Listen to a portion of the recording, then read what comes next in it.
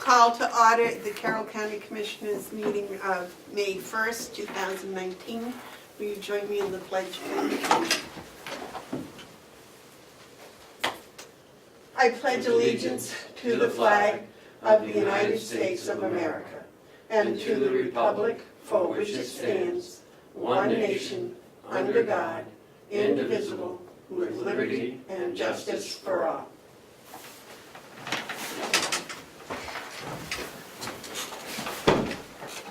Okay, I wait a motion on the minutes for April 24th.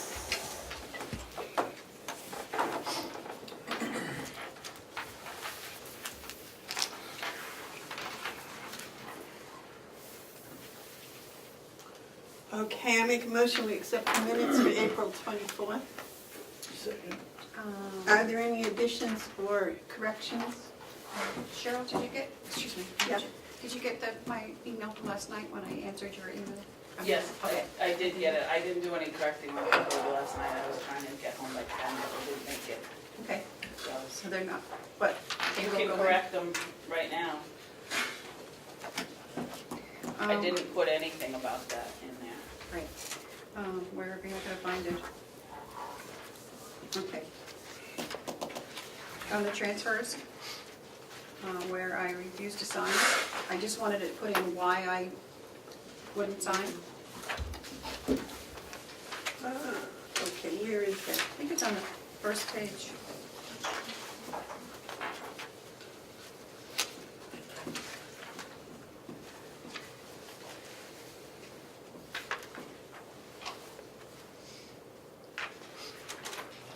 The bottom. Okay. What would you like added?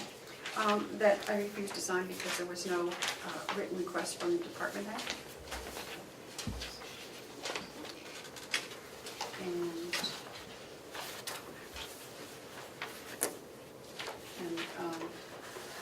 And Mr. Commissioner Holmes's name hadn't been removed from the form as yet, something like that, whatever.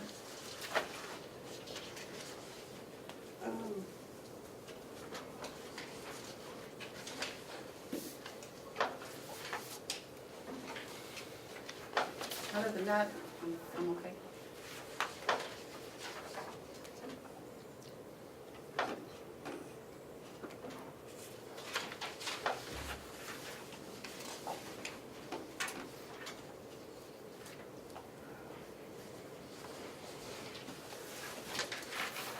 My addition.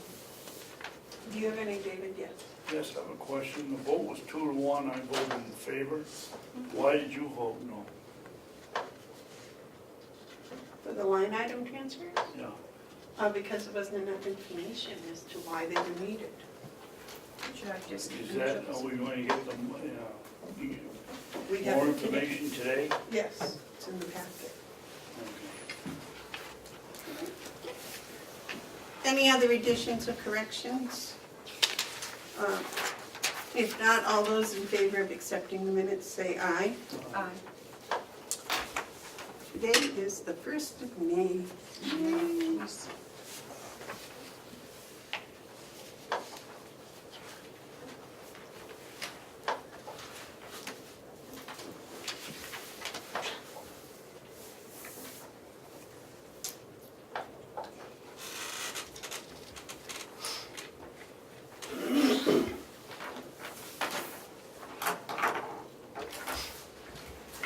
That was the additions put on. I expect Cheryl will fix the grammar.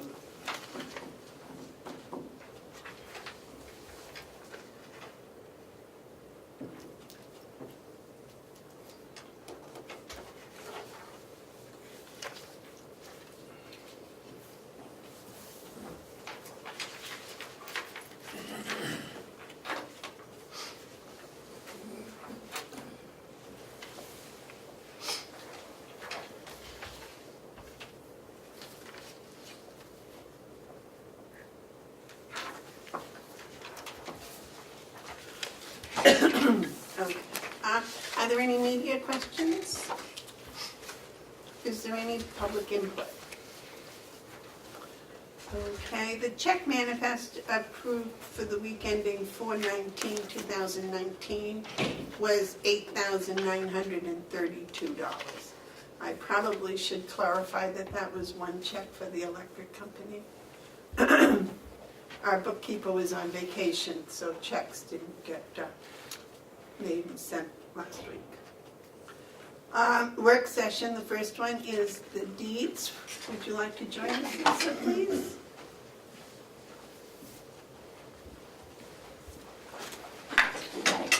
Good morning. Happy May Day. You're all in pink. It is the 1st of May. Hard to believe. I'm here to discuss the RFP bids. I sent you a letter requesting that you approve the proposal from Profile. There were 3 received. Profile was the vendor who provided the most favorable bid. We know their work, and that's my recommendation, that we move forward with the archival restoration with Profile. All right. And if you have extras of these, I believe we received We have each had 5. one. We Yeah. each had one. If you don't want those, I'd store them in the office for future reference. Okay. Well, they're all stored downstairs. Yes, sir. I reviewed those as well, and in the future, I would ask that you follow the RFP policy that we have and send it to me prior to putting on the RFP. Because you brought those up to the meeting and gave everyone, and I didn't get a chance to review the RFP prior to you submitting it. So I'm just asking that, just send it to me electronically in the future, that would be awesome. You normally do, but this time you didn't, so I just, What the The- recommendation, you mean? no, the RFP. The RFP that you sent out to co-file, you just brought them up to the meeting and handed them out to people. I didn't get it prior to the meeting. Oh, I believe it, I thought I did. Well, if you sent it electronically, then we have a record, I so. believe it was, but Anyways, it was intended to. so, I looked at these and I think you're right. But I looked at the total, the $745,200. Why, is that for the, is that the bid, 745,000? No, I did not give anybody an ending point for the services performed, because I did not want to reveal how much money we had available, nor lead them on, as I wanted them to come and analyze the records, and so they took it upon themselves to Okay, analyze through a certain time period. 217, I believe, was the last record there. It could be. it's 248 here. but- So we will spend only what we have available. You're right, Kim, I apologize. I was looking at the first column, the second column was 248. And so, and I went down and I spoke with you about, you know, the bindings and what we had done in the past and what we are going to do. What's the difference between the cloth binding ones and the leather ones? Because you have some downstairs that are cloth bound? Cloth over leather. Oh, so that's cloth over the leather, okay. I'm in agreement with Lisa on the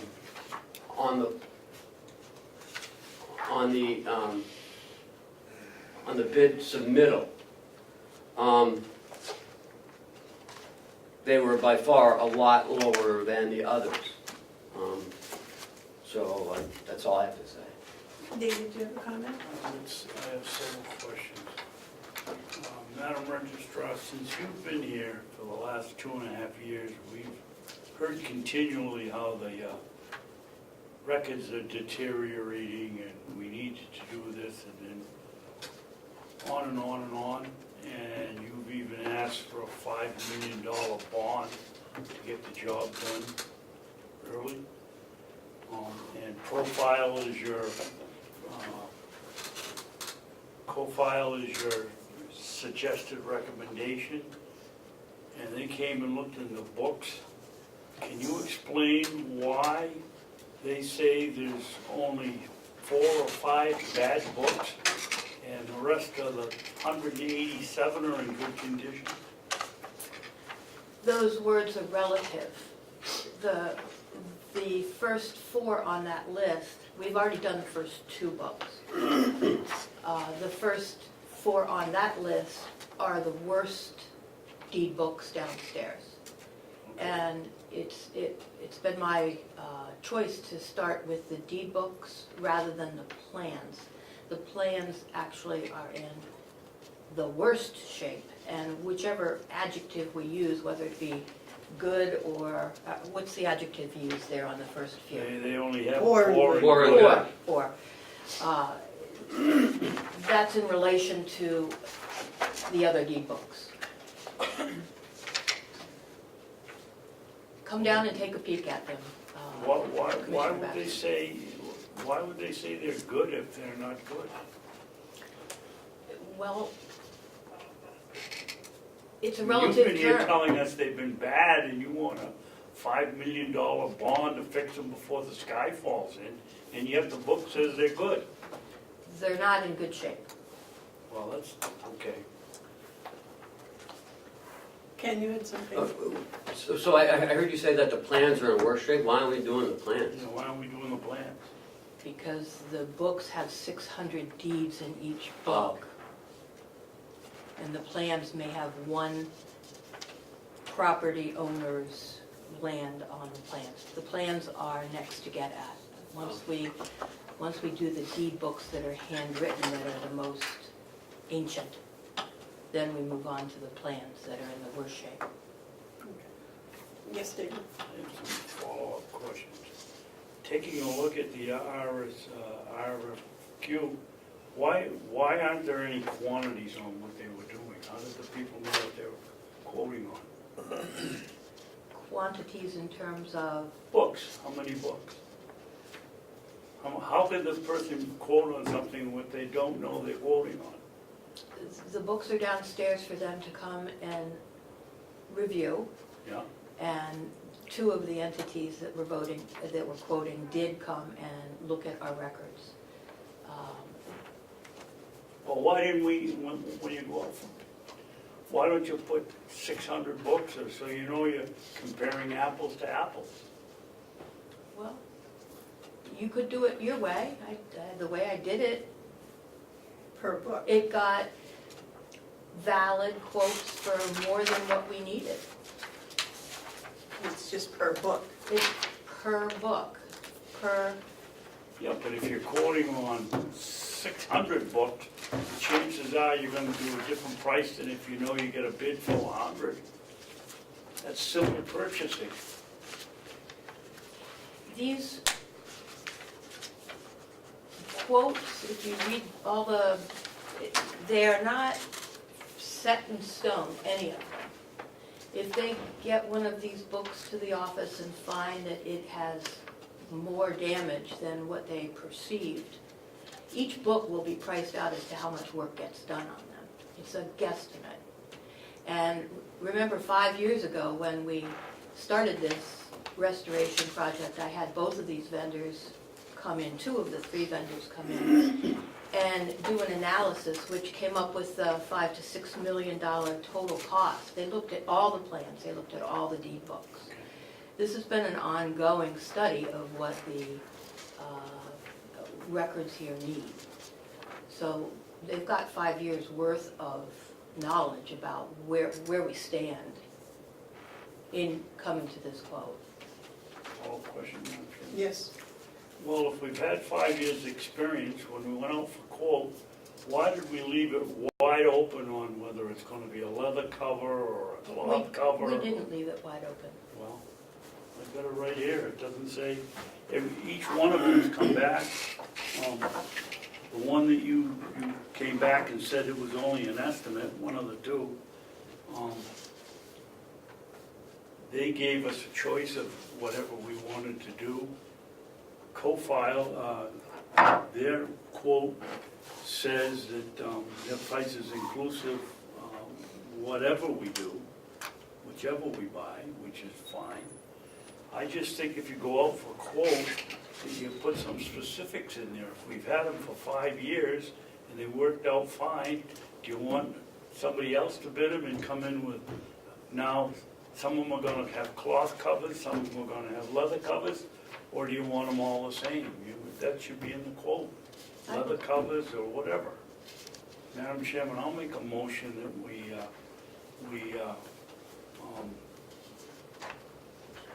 don't accept any of these quotes and we go out for bid again with more specific, more specific terms on what we're bidding.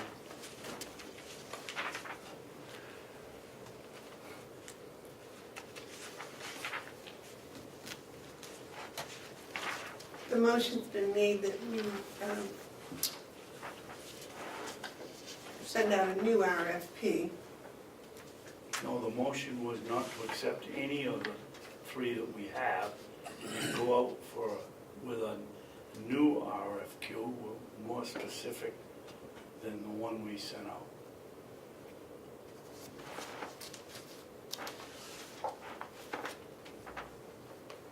Did you get all that, Cheryl? Could you repeat the motion, please? Commissioner Babson motion not to accept any of the bids for the restoration of the deeds. I don't know if you want to say deeds or binders, whatever. And bid it again with more specific RFP. Is that right? I think he used RFQ. RFQ, Okay, well, we Quote, send out? proposal, Doesn't matter. it doesn't matter. RFQs, Quote. qualifications, isn't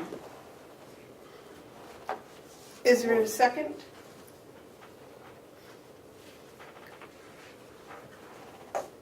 Motion fails for lack of a second. Mr.? I looked at the work that CoFile did before. They do beautiful work. So I am not worried about the work that they're going to be doing. Madam Chair? Yes, Lisa. Could I read the RFP and let everyone know how specific it actually is? Or is that not necessary? I don't believe it's We haven't got a necessary. second. It's online, it's online if it's anybody. already public information. Okay, so it's my understanding that it's your recommendation that we engage CoFile to do the restoration That is my recommendation. and do as many books as you have money Correct, to do. correct. All right. I wait a motion for that. I'll second. Okay, I'll make a motion. Oh, I thought you said I made a motion. I thought Jeez, you did too. I did. I'm sorry. No, I will, I'll make that We can motion. play it back, right? I'll make the motion that we accept CoFile to do the restoration of the deed books, as many as we have money in the budget. Do I have a second? Second. Is there any discussion? All those in favor of the motion say aye. Aye. Those opposed? Yeah, no. Okay.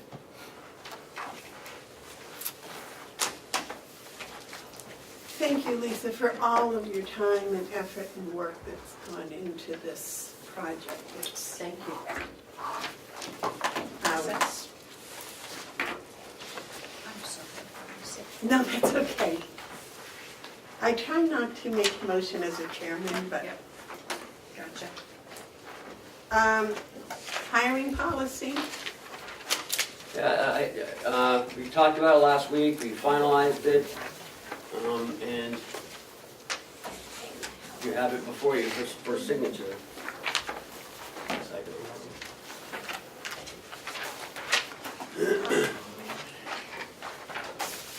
I have some of these.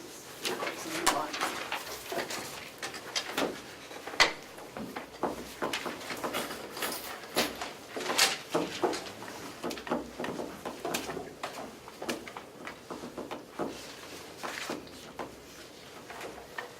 So what did you change? Yes, No, go ahead. Go ahead. I'm sorry. I was just asking to have what was changed clarified. Was it 2 in B? 2 was, 5 days plus prior to public person. No, well, we already changed 2. I took out the other 7 because there was 9. And the other 2 were they were saying the same thing. I eliminated that. I put in, on B, the department head, it had shall strive, but now we put will strive to publicize the vacancy, I believe. I took that one out. I changed,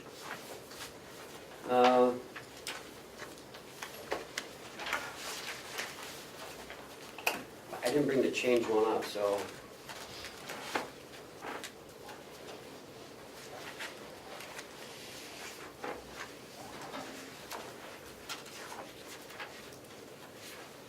I did change some shalls to will, because you were saying that, you know, will is more forceful than shall, or the other way around.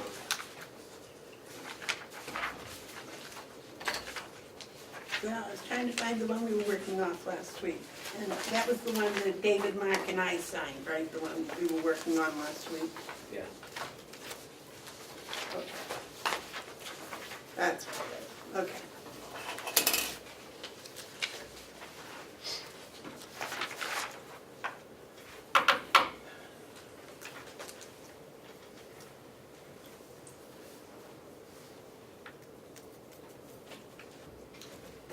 Okay, but this one, it says you will post for 5 days in all buildings located on the complex. Yep.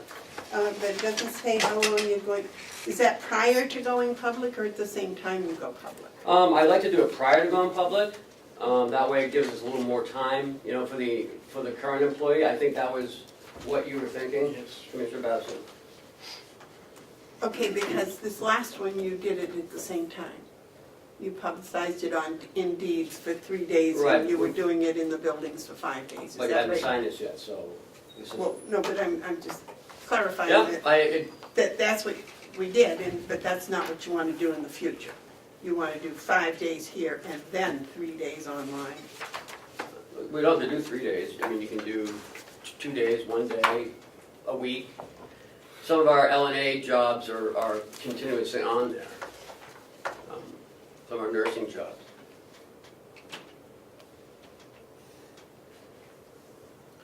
I mean, you know, I don't want to slow down the process, you know, so maybe we can do it at the same time. Well, that's what just seems sensible to me. Yeah. If you did it publicly, and for a minimum of 2 days or 3 So I'll days. just take prior to going public out. All positions will be posted 5 days in the buildings located on the complex, period. And a minimum in public, a minimum of how many days, Cheryl? What's it usually take? 2 days, 3 days to get? Geez, the first day we got Overwhelmed. like 18. In 3 days, I got 51 applications. So, Minimum of 2 days, 3 days, 3 days?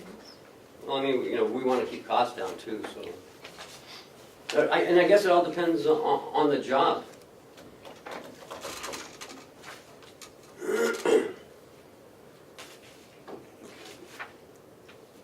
All right, so all positions will be posted for 5 days in all buildings located on the complex, and a minimum of 3 days public. I guess that's, I don't know, David, how else to word that?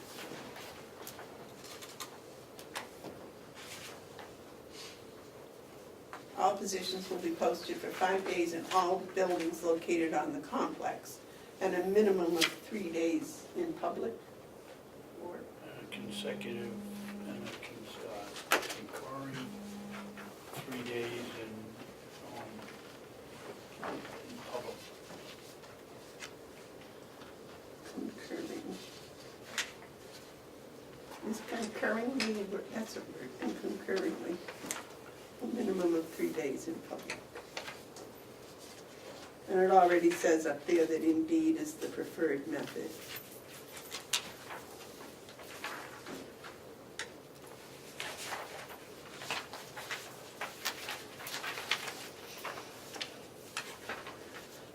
Terry, you had something? I did, yes, Madam Chair, on the last page, 10.6, I think it is D. It says the benefits administrator shall be responsible for maintaining a record of the selection process employed each time an appointment to a position is offered.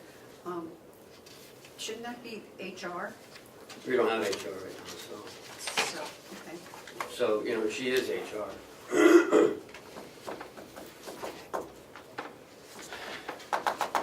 But, you know, she Do gets we with them. have a job description for benefits administrator? She gets everyone set up with their benefits, Right. gets everyone signed up for health, dental, gets everyone put into the system for, you know, for a payroll, assigns them their payroll number. She keeps all the files.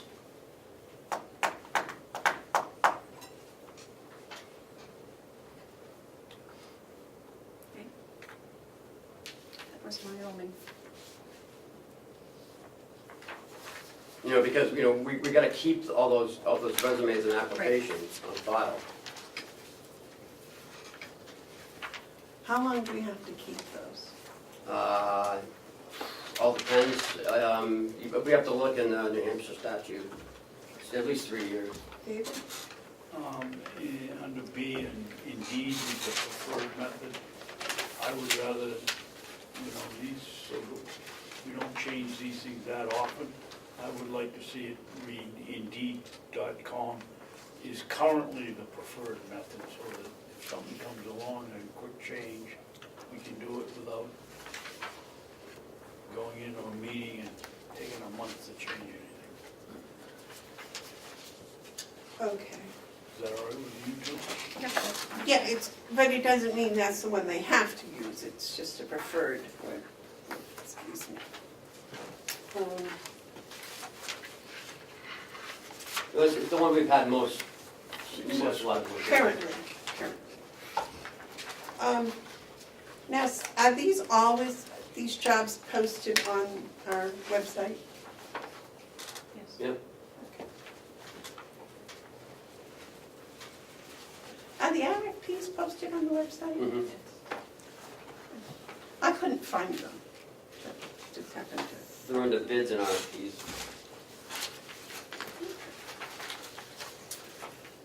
Anything else? Nope, that was my thing. Anything else? No?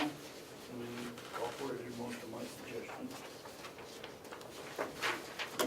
Well, I think they're Commissioner McCarthy's suggestions. All right, there you go. That's okay, Dave.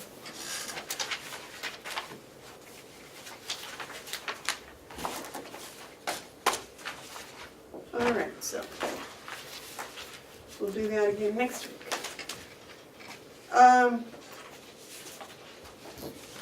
So this one's.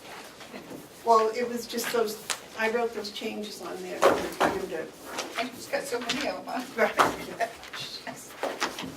Been the longest policy we've ever worked on is hiring policy. Well, we worked on that quite a while when we, Yep. well,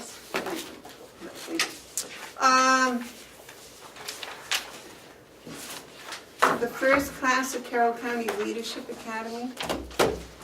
So, Howie and Jason, and everyone's gonna come up to the table, if you can fit around the table, guys, from all the classes, and Howie and Jason, if you guys can sit over here.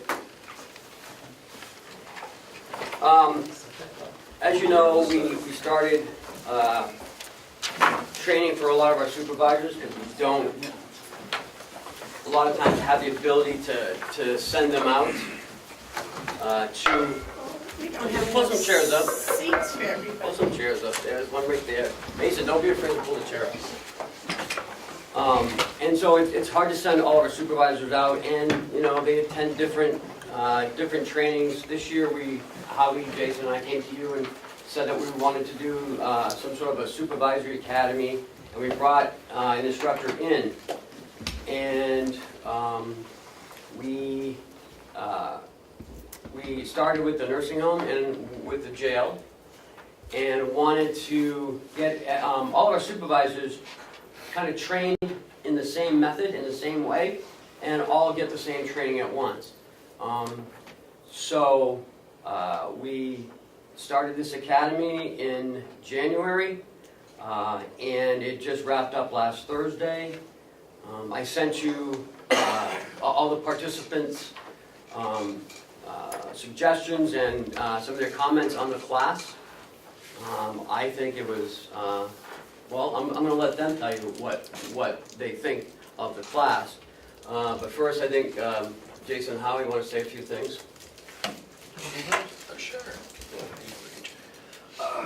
I just say is, I know my staff talking with them, they were very excited about this and the opportunity to work with a nursing home and just breaking down the stigma back and forth, because we work with them quite often, and we even took it down to the next level where I didn't have them wear their badges over there, because sometimes that is an initial barrier, just because I want them to see they're human beings and get that communication. The hope was with this group is that they're excited and want to continue with this, because I have other staff members already asking that they would like to participate in this. I also like to say this is also very new. You won't find, none of the other counties are doing this. This is actually some pioneering stuff to do a leadership academy right on the complex and mixing things, mixing groups. And I just hope that looking at their last comments, that this is able to continue moving forward and maybe expanding it a little further. And thank you for your support. Commissioners, this is a new day. As part of your job, you have the unfortunate responsibility of oftentimes dealing with multiple and varied HR issues and problems. You don't always get to see the good side of what is the county's best resource. The most important resource is its human resource. And today, we have before you, 9 people who represent some of the best. There are the existing leaders and the rising stars that we've invested in. So rather than putting the money into things that aren't working, the county has chosen, I think, and rightfully so, to invest in the best resources that we have to make them shining stars. And so this is a good day in the county where we're taking a major step forward. And I think we all can be proud. This has been a great group. The idea that we could bring together people from different departments for the House of Corrections and the nursing home turned out to be a wonderful exercise for all involved. And I've heard nothing but great things, as you'll see in the written reports. Those that attended have found great value in it. So I think we can all be proud. Well, I am proud that all of you took the time to investigate this and to follow through and finish it. So, that says a lot for your investment in the county, and I really appreciate that very much. Yes, David? Thank you, Madam Chairman. I'd like to thank you folks I read all of these yesterday, and I was really impressed with the time that you took and the thought that went into writing these reports. It will help us in the future. I even suspect some of you were talking in the closet to each other about what you put on, because some of the comments were so close. There was one of the themes was that you wanted to have the sessions closer together without the 2-week lag or the 3-week lag in it. And everybody thinks that government workers sit down on the job, and one of the comments was you hated sitting around for so much of the time. So that's not probably correct. But I was really impressed that all of you took the time, and they're not short answers on most of them. And thank you very much for doing it, and I hope that it will result in us having more of these classes and having good participation and better leadership and direction in the future. Thank you. Madam Chair? Yes. Well, they've kind of said it all, but I would also like to thank you. And I did read all of these last night, And it seems that you were all very happy with this. And I would like to hear from you. If you have, I mean, I did read these, but if anybody has any comments? As I read their name, Okay. I'd like to have them to say one thing about the class. Okay. If that would be okay? It's okay with me? Okay, we'll start with Major Patrick Batchelor. Sorry, Pat, that's the first one on the list. That's okay. Thought the class was very interesting. A lot of knowledge was shared. Nick, he's a super teacher, good guy, really knows his stuff. And he taught us well. He did a real good job. Lisa Herder. Morning. I think the class was very useful. A lot of the topics I had covered previously, but it was viewing them through Nick's experience and the interaction with the other people that took the class that was able to kind of re-educate me in a way. So I found that really interesting, and I thought it was really great for a team building exercise for all of us to have a common goal and explore different possibilities in our day. Sergeant Christy Andaka. Morning. I really enjoyed the class. I like the fact that they mixed the nursing home with the jail. Like the superintendent said, we work together a lot, usually over the phone, but seeing these individuals on a face-to-face basis was really helpful. Got to know some people and learn some things.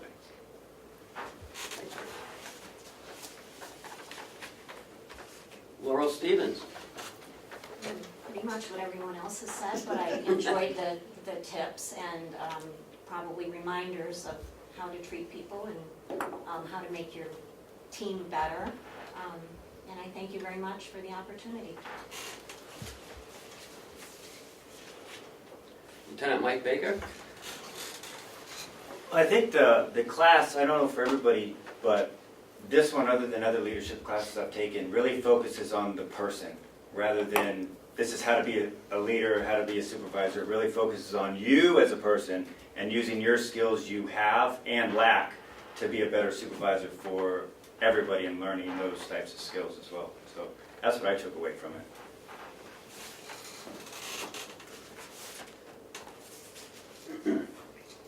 Susan LeClaire. You kind of stole my thunder. I enjoyed the class as well. I agree with Lisa. It wasn't a lot of necessarily new material, but it brought a great self-awareness, at least for me, kind of reflecting on where I was at in my leadership skills and kind of honing them and continuing to learn and grow and move forward. So thank you. Sergeant Dean Terry. I appreciate the opportunity to be a part of this. The atmosphere was good, the class was good. I think we all did well.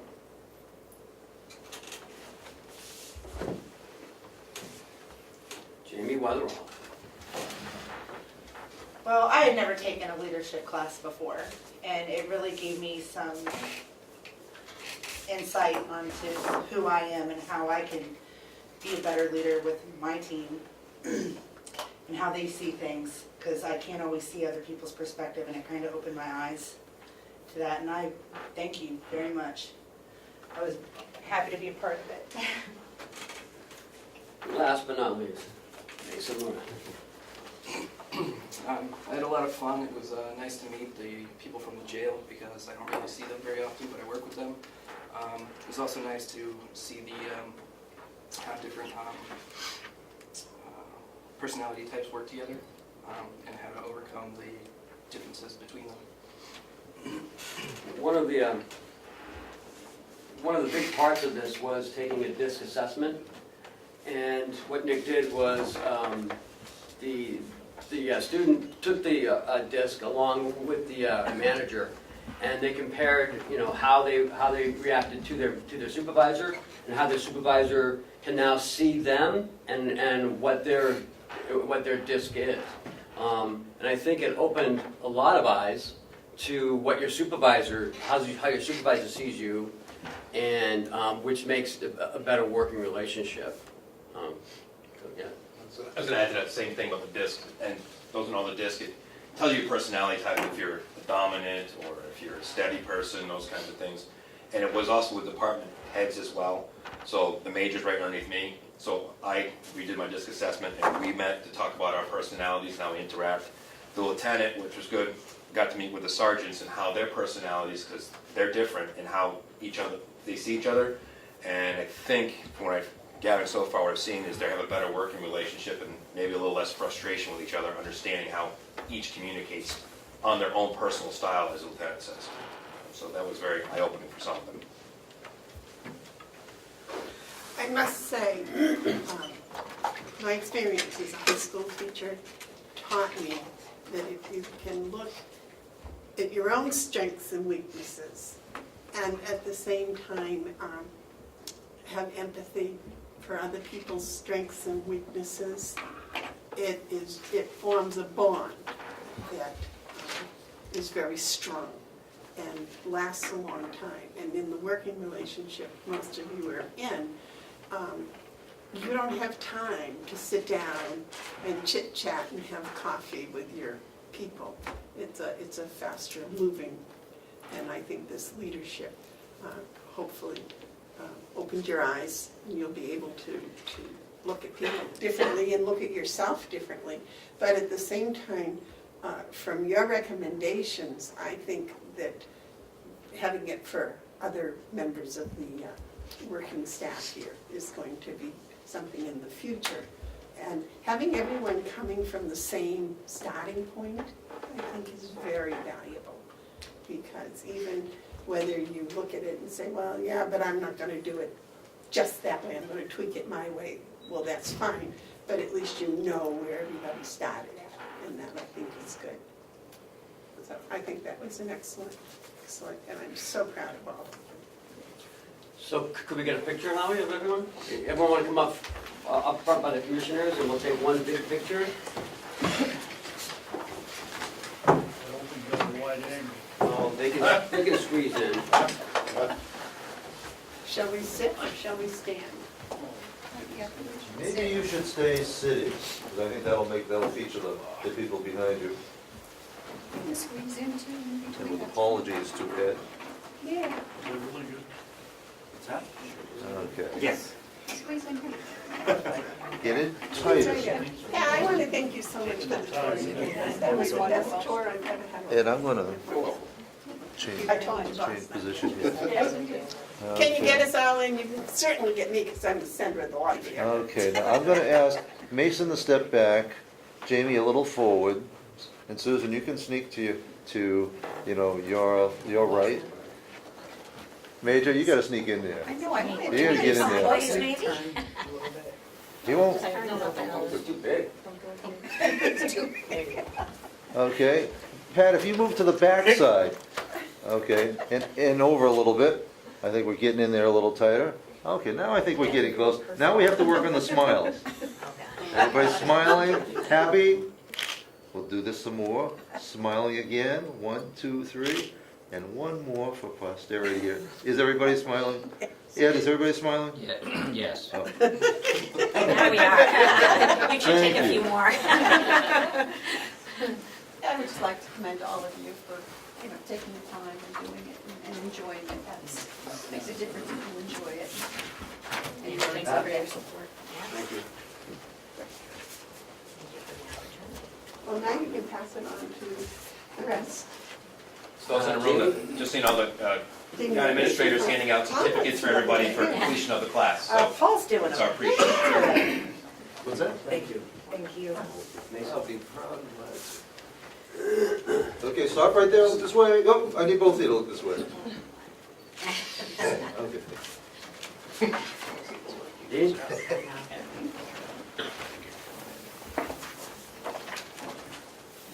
Susan. Switch it off. Where's your mom? Come on Mike? Tuesdays. Show me my phone. Oh, no. Okay, we'll make them stand again. We know the ham bone. Laurel? Good job.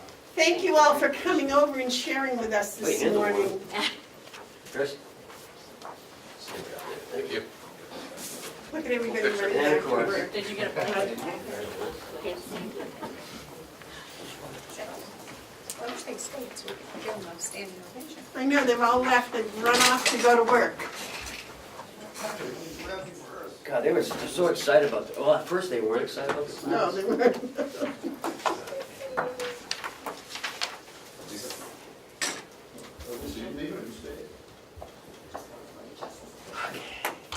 Do we need Will for the water meter installation? He'll be here at 9, he's gonna try to get 9:30.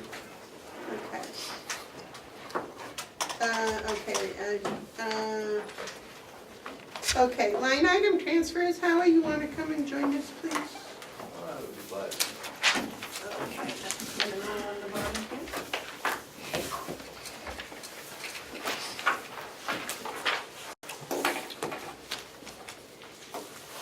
And you should have before you the request that we initially reviewed last week for 2 line item transfers. One for agency, which is the large one, You want to do that one first? if you'd like. And that's $80,000 to be transferred from salaries of LNA, line 5140.007 to agency 5140.023. I don't think I have that one. Were they in separate packages? Separate. No, yeah, they're separate. They're Okay. different. I got it. No. No? One's 80,000 and the other was 80,000. 800. I thought that was There's one for 800. 800. Thank you.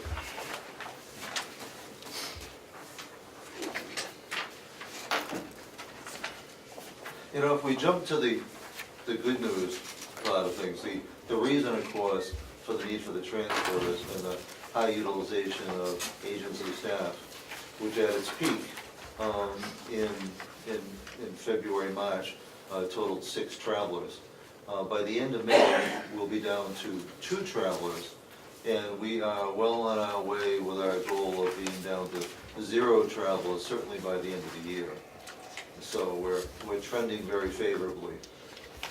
What's the reason for the lag is that the delegation approved the increase to union staff, including the market work rate adjustments at the very end of March. They got implemented at the very beginning of April.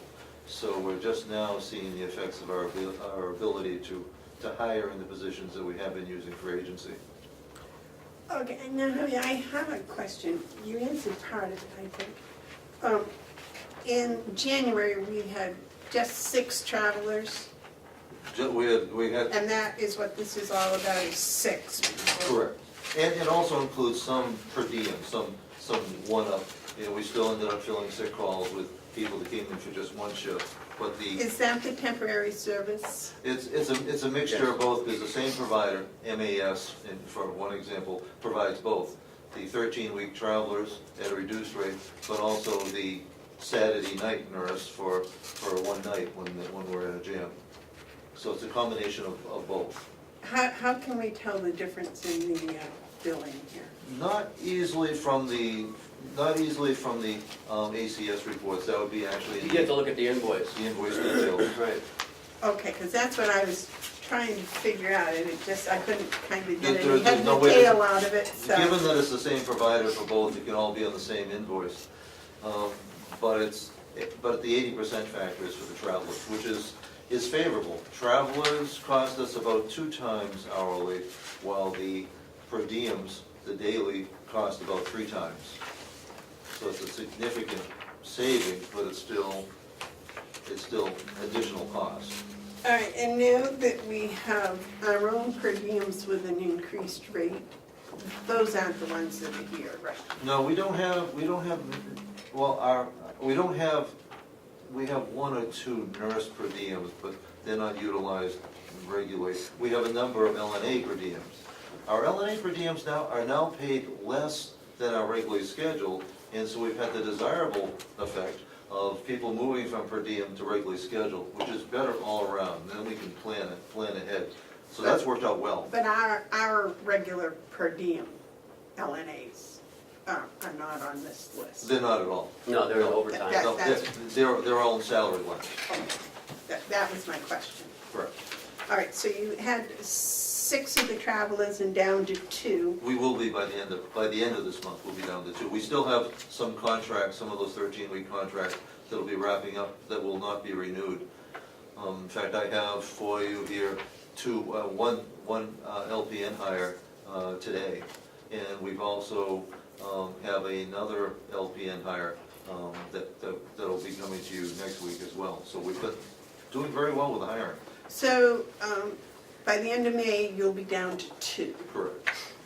These 2 that you're talking about hiring are the ones that you've included here in the No, down to 2 until May. They'll get us down to 2, but we'll still have 2 even with, actually, there's only 1 nurse today, and there'll be another nurse next week. But we'll still have 2 on nights. And that's a issue I think we'll be talking about later in the meeting in non-public, is nights creates its own special problem. Okay, and do you know what those 2 travelers, well, they're 13 weeks, right? Correct. Do you know the ballpark figure for one of them for 13 weeks? Well, for 13 weeks, because, functionally, they're billing out about $60 an hour. So it's, each week is gonna be, about $2,400. It's an expensive way of going. It costs twice as much. Yeah, it looks Almost like exactly 2320 is the average. Yep, it's virtually twice as much as our hourly. And if we're hopeful, we won't have, I've been conservative in saying the end of the year. If we're able to make some changes with nights, our goal is to have all our own staff, and on occasion have to rely on agency for fill-in for vacation, but not to have them on the regular schedule. Okay. So your 13 weeks, is that considered 4 months? They actually bill by the week. Some months being different, but they actually, the contract is by the week with 13-week periods. But that is functionally 4 months. 3 months. So, 3 months. so 120,000 is not a lot to expect that we would pay for 2 travelers for the rest of the year. Yeah, although our hope is not to do that. It is clear, and I noted that we will have to be coming back for another transfer at a later date. But given that it's such a guess, the thought was to do one that we know for sure now, and to come back later when we have more precise information for you. The $80,000 will not take us to the end of the year.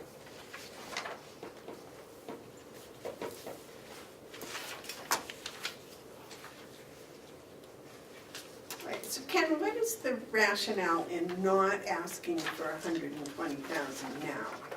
Because I don't want to have to transfer it out again, if we need it somewhere else.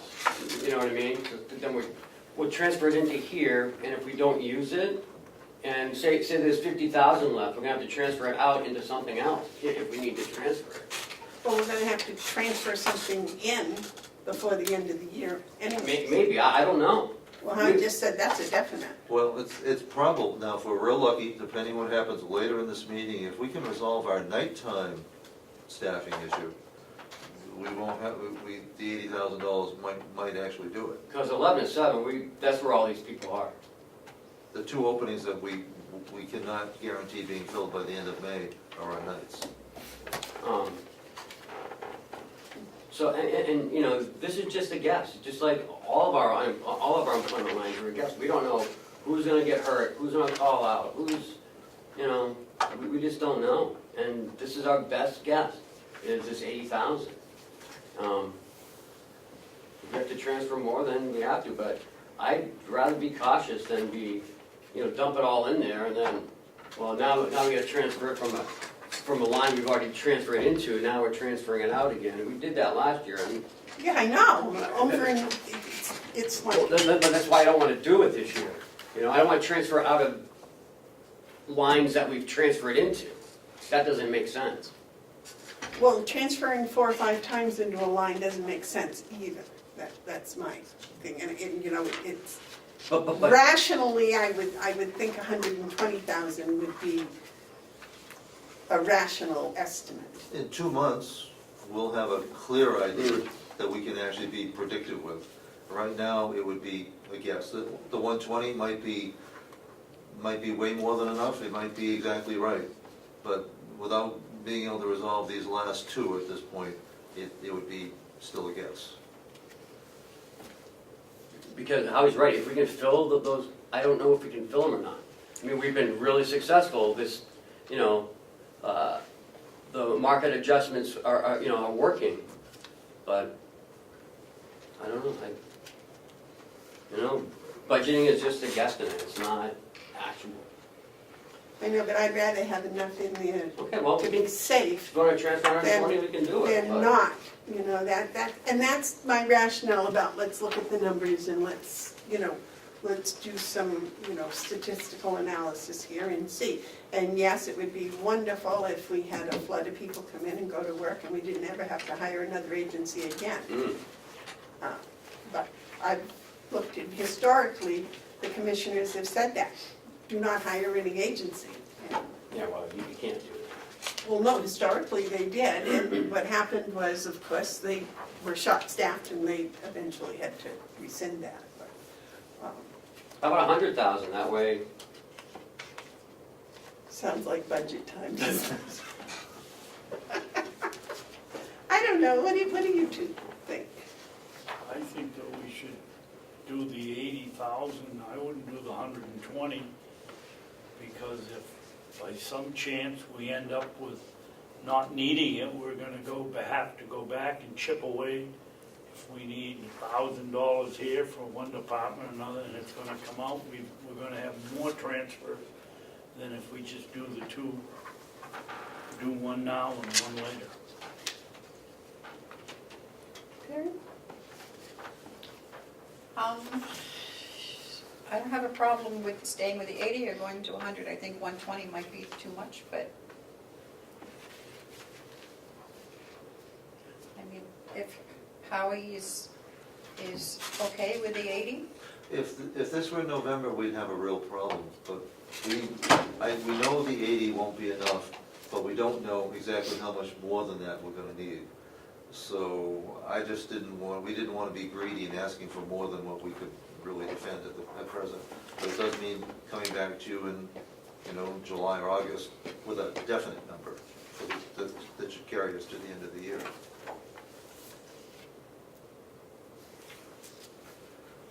Well, I'll go along with what you two want. I've gotten my numbers, I'm happy.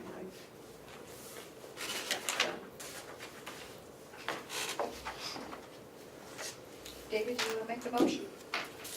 I'll make a motion that we accept request, there isn't a number on it, so. number 1, sorry. Request number 1, as proposed.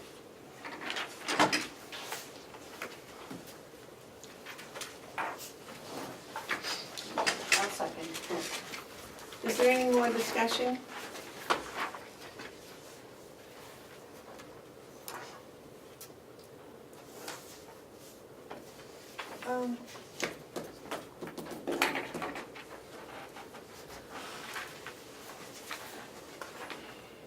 Can you make this form so that it says right here that this is department head? Like it does here for the commissioners and the delegation? I can, but I don't know what's gonna happen Friday, so I don't know if these are gonna go away or what we're gonna do. The bill to repeal has been taken off. Yeah, but the delegation can override all of this, so. And so can the commissioners. Yeah. Maybe we should have a transfer policy. Delegation has one. should say the executive committee has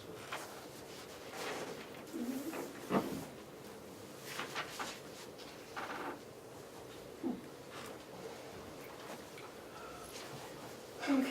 Next is number 2. Oh, All those, oh yes, we signed it. All those in favor of transfer number 1, say aye. Aye.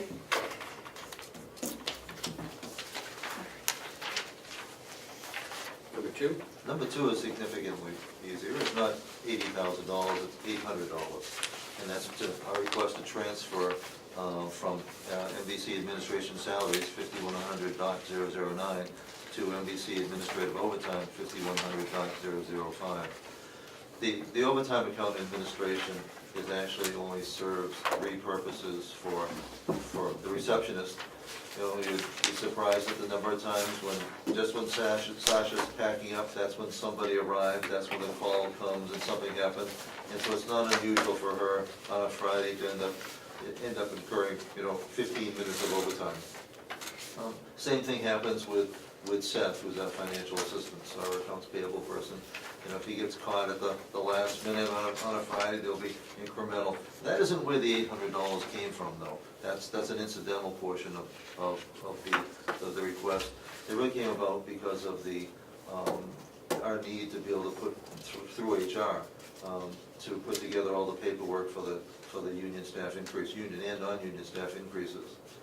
What you may not know is that behind the scenes, you vote an increase, or the CBA gets approved with an increase. Each and every staff member has to have a status form sheet that has to be completed and signed by them prior to that happening. And in this case, that all had to be done by Lisa and with Jessica's support as well within about a 10-day period.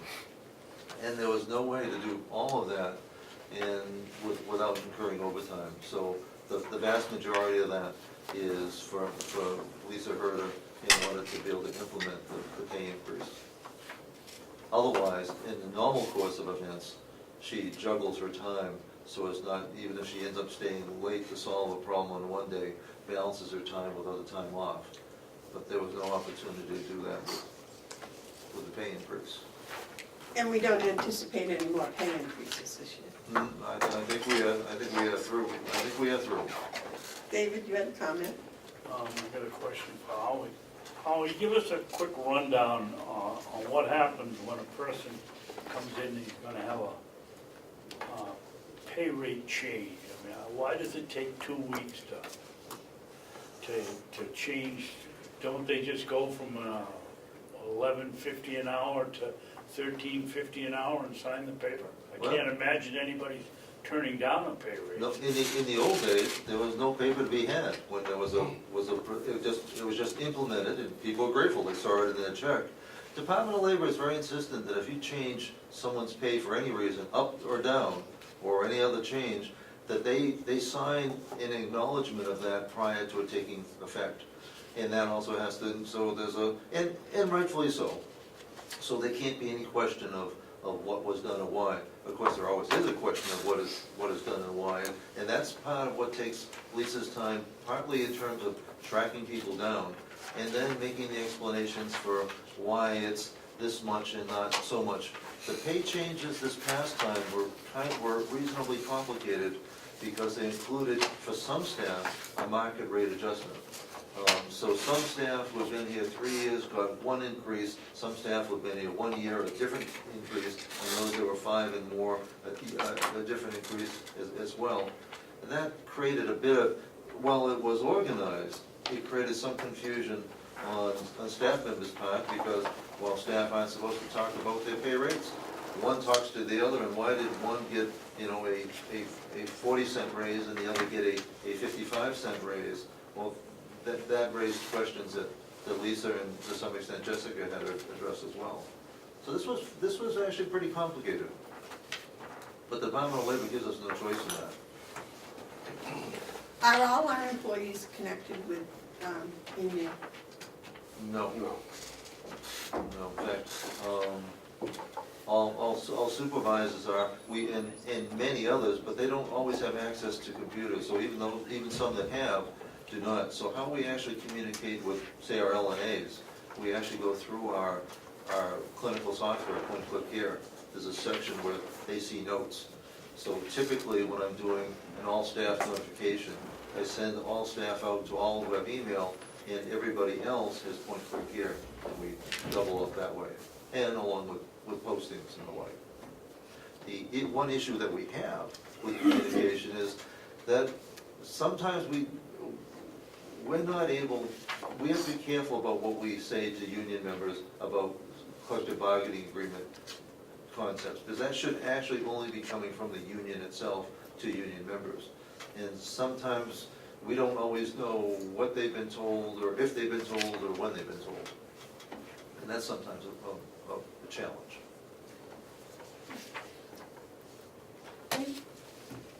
So how many people had to get this form changed, signed and changed? About 175. So it took 2 weeks to get 175 signatures on a piece of paper. Well, they didn't stop doing the rest of their work when they're doing that. I understand that. They were doing all the other things too. I understand that. Thank you. So you anticipate, you have about $200 left in here, right? $175.60.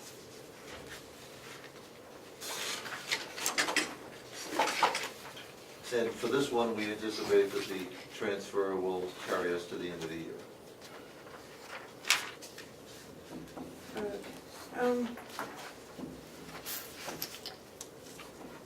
I apologize, I did not look at last year's numbers to see how much you spent in administrative overtime for the last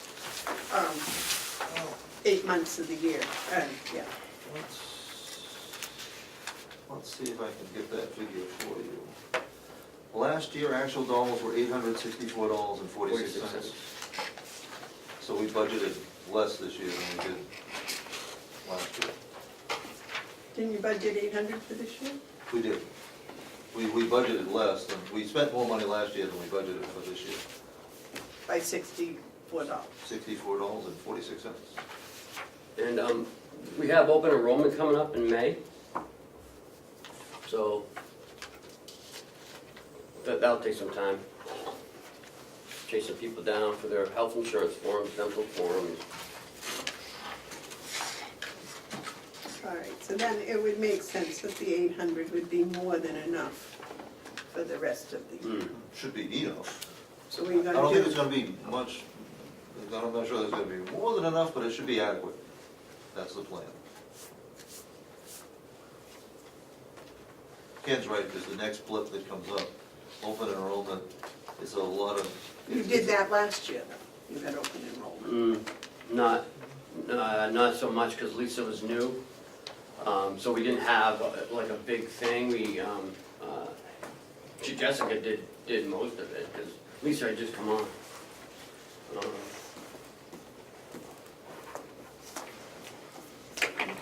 We're not, both with this and also with the nursing transfer that you did before, we're not requesting new additional funds. So it's all coming out of existing payroll lines. Well, I understand that, Howie, it's just that I was,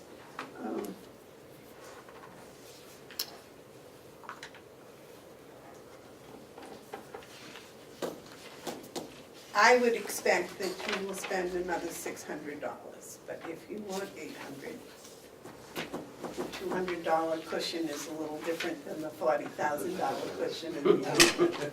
It is. Principal's ideas are the same, but I suppose. You have any comments, David? No. You have any comments? No. Okay, I'll wait a motion.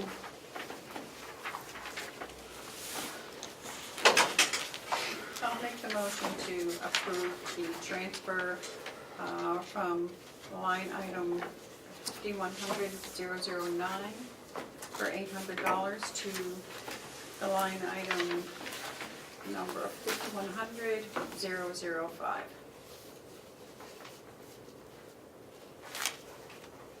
You want a second? Also, yeah. Discussion? Yeah.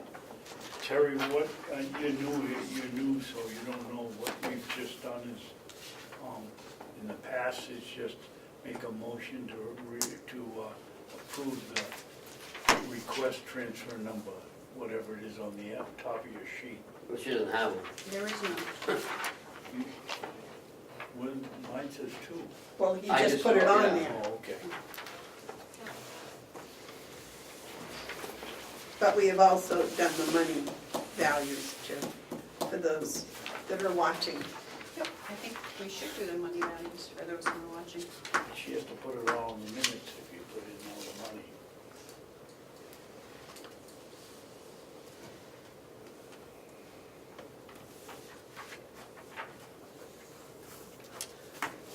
Okay. There you go, sir. Should we vote? Oh, all those in favor say aye. Aye. Those opposed? Thank you, Howard. Thank you, Commissioner. Okay, now Howie, any other transfers that you come in, we're gonna ask that you come in with some backup like that. Nope, Okay. now that I know, Yeah. that's, I think we're gonna do some sort was of. that adequate backup? Fine. Yes, Because I yes. guessed a little bit in terms of what you'd want, how you'd want it. Right, but, because I think, like, it was just mentioned, I think it's a good idea to have a transfer policy, so as soon as we get something done, I'll make sure every department head No, but gets if it. that form and format is correct, that's how, that That also, looks good. that's the process we're going forward. And thank you very much for the diagram of your administration. Not fancy. Nope, it was good though, Did the job. got it done. Okay, where's my thing? Well.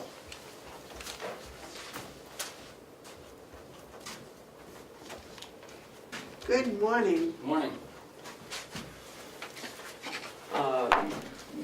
Mr. Reynolds, we didn't come up too? Oh, okay. Thank you. Okay, I apologize, Mr. Reynolds, I didn't realize you were here. So, last week we talked about, Mr. Reynolds' request to install a water meter at his, lot behind the cemetery on Old Route 28. Behind the cemetery on Old Route 28. And, so, he's here to, oh, great. Don't pass that, yeah, that's He's here to explain a little bit about it, and I'm not sure where we go from here, so Will's here to help guide us on that. So Will, why don't you start in and Okay. let's talk about where Mr. Reynolds' location is. Okay, so, as you're looking at the map, there's one side of the map he's got drawn is the ball field, and then there's cemetery, and then this new lot he's got is in the middle, and then his house is the next house. So what we talked about, to recap, in the past was that to hook up to the line, that's takes a vote from the commissioners. We would provide, as the water department, we would provide the curb stop and the metering horn and the meter assembly, essentially. That includes a few different parts there. And then it would be on the homeowner's responsibility to have the trench dug and to have someone come in and do a live tap and to hook it all up. And then we would be there while it's happening, or different steps to double check the work to make sure it's satisfactory, and to also document where everything is and whatnot. So that's kind of where we sit, or where I sit from our department. I'm not sure what Mr. Reynolds is putting on the lot or what's his plan, so I think that's what he's here to explain to you guys about. My plan is to put in a two-bedroom manufactured home on it. And the water, so obviously you need the water where it goes right by the lot. And it'll be year-round. How far from the curb shut-off would it be to your? I kind of drew it in that map that Dave has there. It's probably total, I would probably have to dig 100 feet, maybe, 125 feet.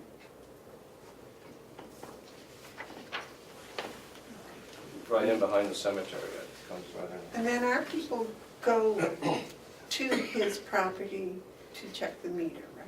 Yes, I do, yeah. So just as a reminder to piggyback on your question, in case you weren't aware, but from the curb stop to the home is the homeowner's responsibility on Right. all homes in our system. So we're only, from the main to the curb stop is our, responsibility, just so you know. Well, no, I was just curious Okay. as to how far back he was setting Right. it, Mm. and, what it would entail when you go to do the meter readings. Yes, usually coming off the meter, there'll be some wires that go outside and have a little pad, and I have a handheld reader, and I go to each pad, and I record the reading. So we usually pull into the driveways. Put it right on the front so you just drive right up and it would be. Right, usually it goes where that corner of the home where the meter is, because it's close, and also hopefully that is where like your oil, for your oil tank or your water or your electric meter. I prefer when they're in that area because people tend to shovel the area for the oil guy, but they don't care about the water guy. So I really like it when it's near that. You don't like wearing snowshoes? That doesn't bother me, but we've got some of them. I took some pictures and showed Cheryl, and the stuff comes off the roof, and they got bushes there, and I'm upside down trying to get my arm down there, and it can be rough on some of them. So, but the ones that are able to put them near the electric and the oil, for some reason people have a tendency to be nice to those people and have it shoveled, so it just makes it easier. I think they require that if you want oil deliveries, you must have it Yeah. shoveled Right. out. Around here, that's kind of nice to have in the winter. Yes. All right, so Will, what is it that you're looking for from us? That's my question here. In the past, my understanding, and I don't know if Ken's done some research, possibly, it needs to be a vote of the commissioners whether they want to let someone on our system or not. You guys have the final approval, you're kind of the board of the water commission, so to speak, so it's your decision. And then once we have that, assuming, let's say you do, then we can move forward with the plans with the homeowner, getting stuff lined up and all that. Or if you don't, then that's where it ends. Okay, and if we refuse, then you would have to put it in our fusion well, Right, if you have room on the lot. right. David, you have a comment? Yes. Jeffrey, who owns the lot according to this map? The shut-off is on somebody else's land. I know this isn't the zoning board, but the planning board, but if that dot represents the shut-off, which I think it does, I it's think in a we got it, it's in a yeah. different lot. The cemetery? Oh, he's talking about. No, I didn't do, I don't want, that's not, that does look like a water line, I didn't even think of that. Right. That's nothing, that's just pointing to the town cemetery. It would come in there? Yep. I can You're see right over that. here right now, right? This is my house, Right. this is the lot. Okay, so that's just, Yeah, that is confusing, I see what you're saying, I didn't even notice that. So you didn't just run out of yellow island? No, this came off the town, this is the town tax map. It would come in here, but right, yeah, it that's would me, come yep. right there, yeah. So that's Okay, the, explain that, yeah, that does look yeah, like excuse a me. water line. So that's the cemetery, this block that you're It's asking. just pointing to the cemetery. Right, that line doesn't really mean anything. It would actually come in right in here is what he's saying. His house This is here. isn't the shut-off. No, this is actually blocked out as a cemetery. That's just how it printed off the tax map. If we pass this, we ought to note that on there, and attach that to the permit. We ought to note on it that isn't the shut-off. When the water doesn't work, we go looking Right. 15 yards away. They probably wouldn't want you doing, Digging underneath the cemetery? yeah, Probably they not. probably wouldn't. I think the beach house. I have some other questions, Ben. Yes, sir. Somewhere along the line, sitting here over the last few years, I was here when they made a vote, or I might even have been on the delegation at that time, not to increase the attachments. I think the figure was 32 that we had, and it was voted not to expand it. And I don't ever remember, if I'm correct, anybody voting to negate that vote and change it. And if we go forward with this, I think that would ought to be the first step. Find out whether whether somebody made that vote or not. Ken? We actually have 47 customers, so from 32 to 47, someone's been saying yes. Well, I'm you keep telling me I'm losing my memory. Maybe it was 46 that we had, and we only added one, I don't know. But I know that there was a vote taken not to increase it, whatever the figure. And if that were the case, then we certainly should take another vote to negate that one or increase whatever the level we had it at. Can I just say something too? Yes, sir. The lot's been there, it's not a newly created lot. So this lot has been in existence for decades Yeah, and but decades. the water wasn't on it, Jeffrey. Yeah, no, I know that. I It's don't not have like any problem with it. It's not like I subdivided and made a new lot, just so you know. Right, but it's my understanding your house on our water system is right next to that lot, is Yeah, that that's correct? correct, yeah. So if Totally you, separate. so if you were so inclined, you could run that water line to your new structure. If you were so inclined, not that we Yeah. want you to or anything, but I'm just saying that that would have been a possibility. But, Will, is there any problem with, say, putting 5 more hookups on our water line? Are we not gonna have enough pressure, or? I don't think there's a pressure problem. I think it's a question that's above my pay grade to answer as far as what's the capacity of our wells. I think that may have been where they were going from, is how much water do they think we can actually pump out of those wells. In my time here, we haven't had any problems. We're fairly consistent. We've probably gone up a little bit, but we're still, give or take, under 20,000 a month, the daily average, per month. And then, so I really don't know, if there's a limit to our wells. So that's the only factor that I could foresee just sitting here off the top of my head that could be is the factor of, how much can we bring out of those wells. I don't see it being a problem, but I don't know the figures. I mean, there's engineers that can figure out that kind of stuff, and there may be a report back in the day that said something along those lines. I don't know.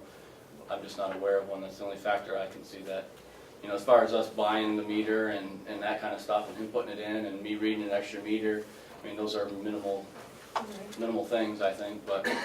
Well, we're also going to have to put one in on the corner down here for the roundabout, right? There's been talk about it. I haven't seen any documentation coming over from the state yet, so, and you haven't had any. No new contact. So I don't know. As of right now, no. But there's been talk about it. That's all I know. The state Why has. would we need a meter there? Because he's gonna go on our system. Well, you said on the roundabout, you're talking about the house on the corner. Yes, Yeah. that's what she said, the house on the corner.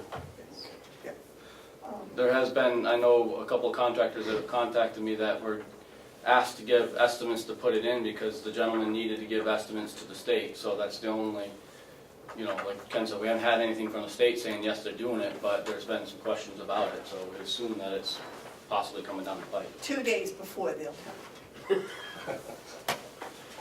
But that's my only question, is that if that would in any way impact the system at all. But I don't see how it would, because it's all gravity fed. Right. And I'll tell you, there's plenty of pressure there. We have to put reducer valves on Yeah. the pressure reducers. That'd be nice. Oh, we do, yeah. I wish I had pressure on my house. Yeah. So you did not find a motion to limit the number of hookups? I've never seen it in all my researching of it. Commissioner Babson has told me there was, but I've never seen it.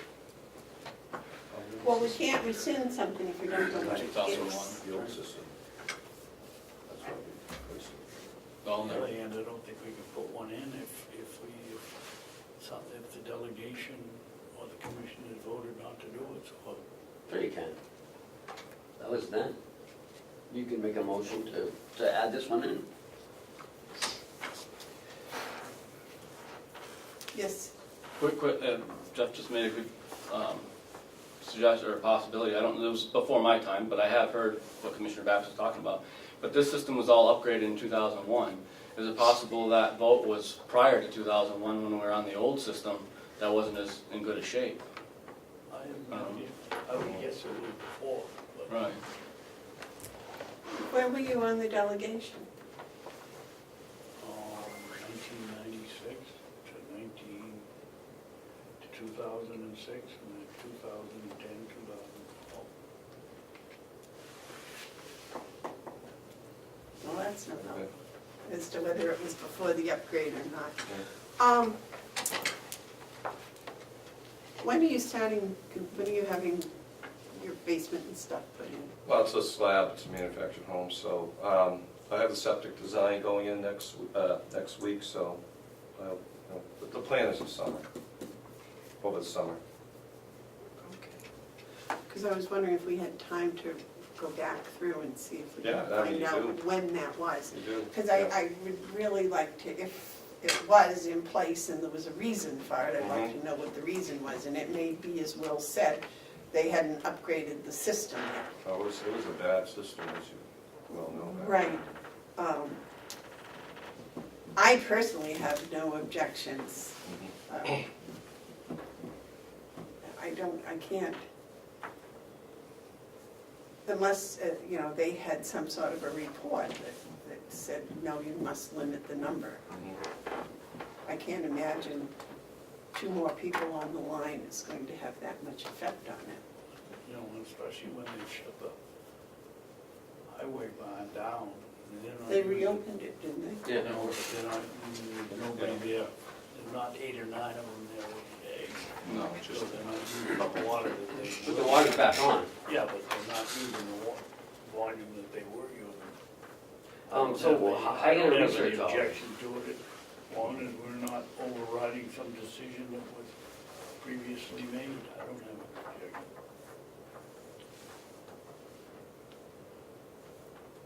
Oh my goodness, I imagine they weren't all the minutes aren't on the computer where you can search them, are they? Well, two of the 3 commissioners back then, or 4 of the 3 of them are still alive, and maybe one of them remembers what was done. And probably in a week, we ought to be able to find out whether they can remember what they did or not. Marge, David, and Brenda were both around, Why don't you reach out to them? and ask them to see what they remember. Thank you. That would be very nice, David, if you would do that, and at least that would give us a date frame. I didn't realize I'd volunteered for it. We didn't want to brought up the idea. That was just a suggestion. Well, Ken asked you if you'd reach out to him, and you said yes. I didn't hear him. Sorry. Now he uses I can't hear excuse. My opinion, I'd like to do that before Mhm. we give you permission. I mean, Yeah, that's fine with me, whatever you guys. yeah, it's not I'll gonna, contact Marge and David and see. I don't know where Brenda is these days. Do you think he'll remember that far back? When they did the water line? But between the 2 of us, we might get back a year. Okay. that's not going to have any negative effect on your digging and whatever, right? Yeah. If we wait a week. No. Would I have to come back here again? do you think? No, I don't think so. I can give you a call. Oh, and then, Yeah. okay, going forward, okay. Yeah, once, if they decide that they're gonna let you on, then pretty much it'll just be you and I dealing with getting the project done, as far as I can see. You don't appreciate the interaction, Jeffrey, with the board? Oh, yeah. Now and again, Yeah, it brings me back. old memories. Back every 6 months. Just come and visit. Right, Great. thank you. Thank you very much for your time, and just as soon as we get something, You can want me we? to update on what's going on real quick this morning? Yeah. Thank you very much. Okay, thank you. Talk to you later. Yep, sounds good, thank you.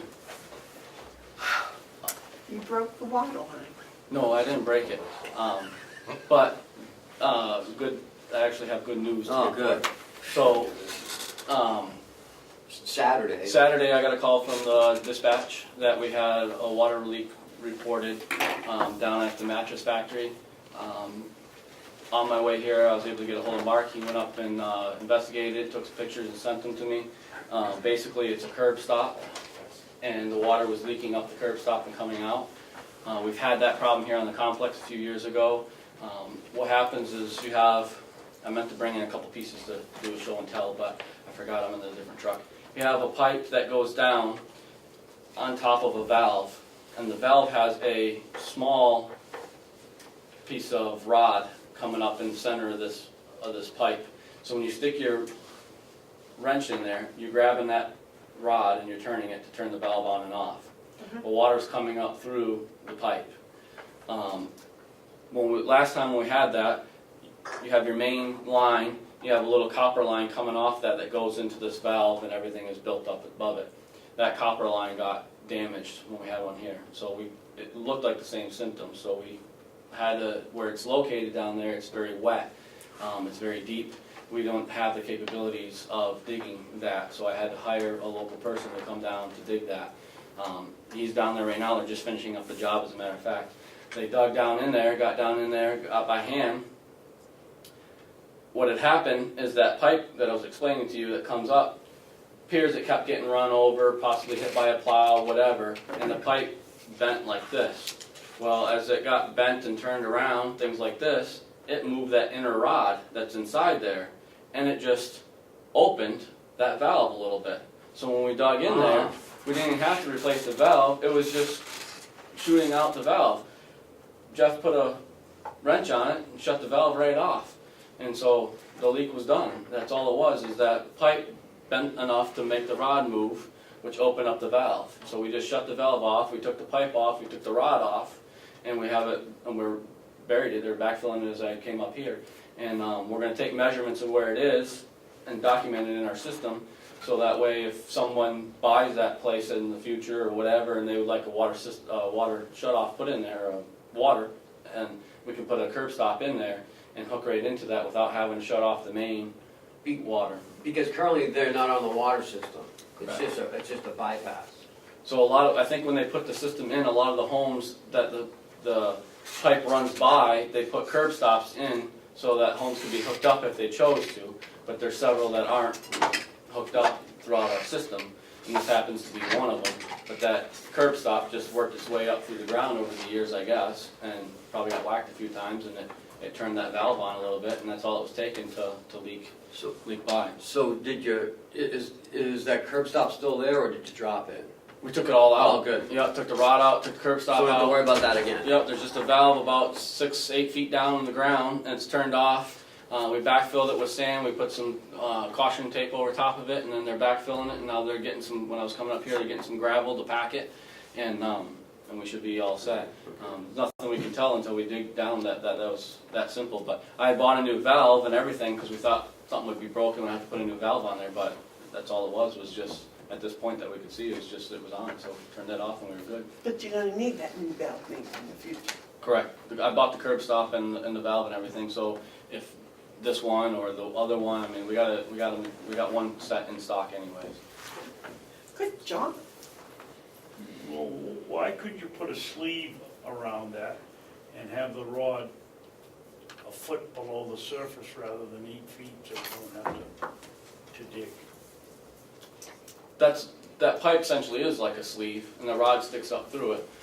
But the rod's about 2.5 feet tall, about 2 feet tall, 2.5 feet tall, and I didn't hear you say there was a sleeve around it to begin with. Yeah, I didn't call it a sleeve, I called it a pipe, but the pipe goes around, which acts as a sleeve. Right. Then when you put your wrench into the sleeve, it grabs the rod and turns it, and that's what turns it on. So you're not going down 8 feet.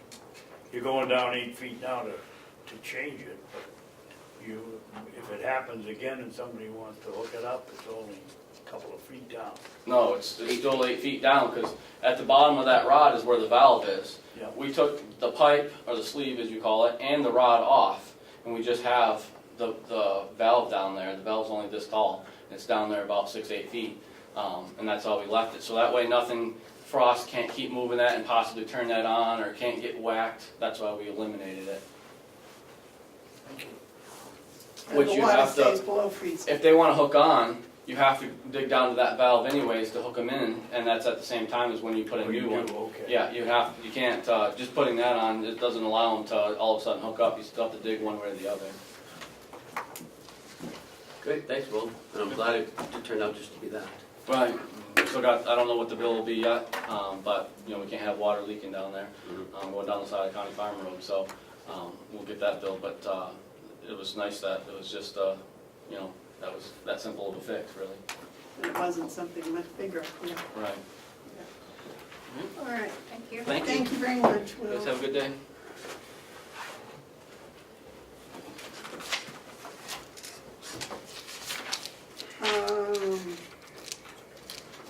Vaporizers.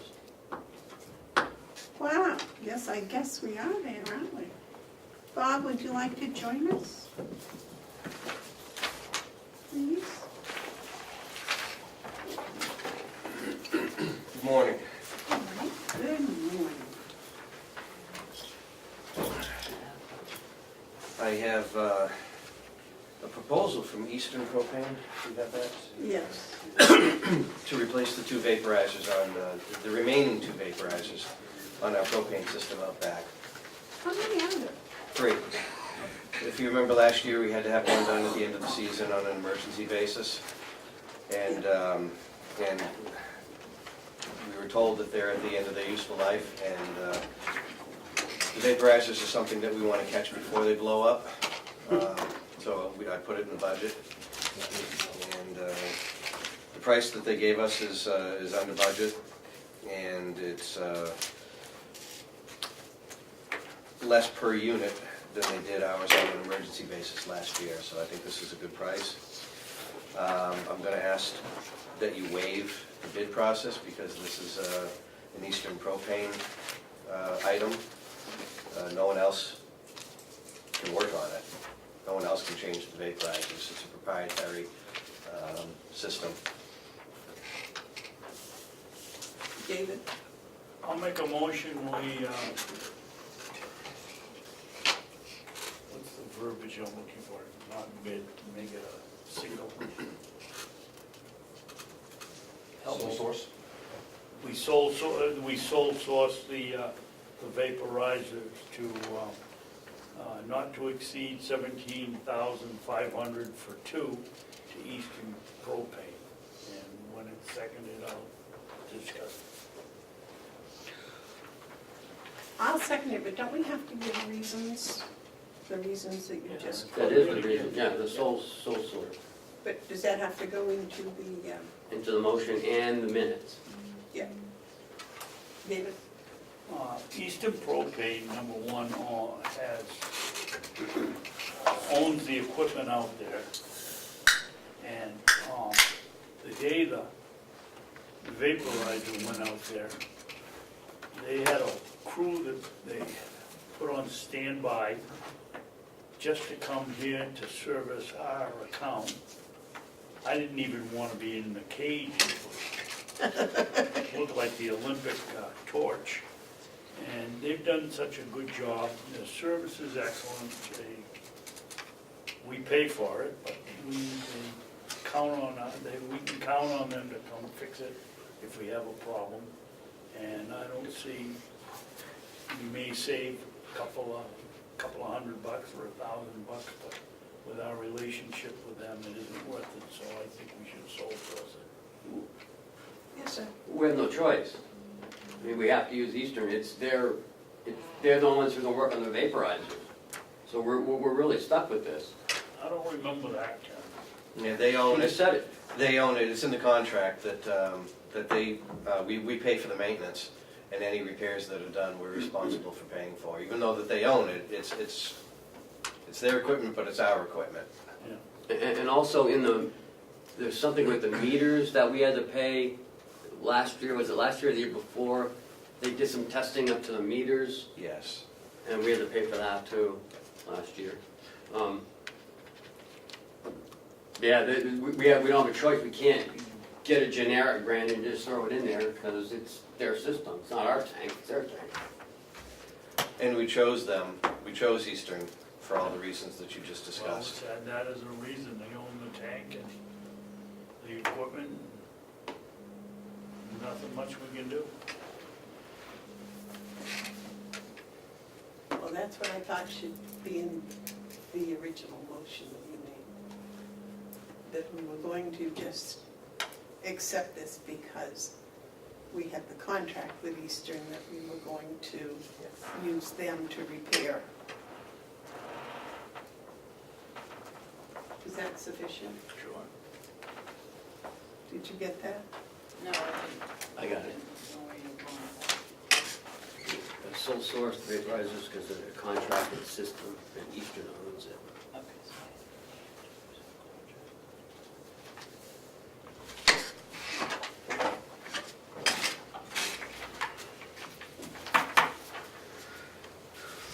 Okay, you want to read that all down?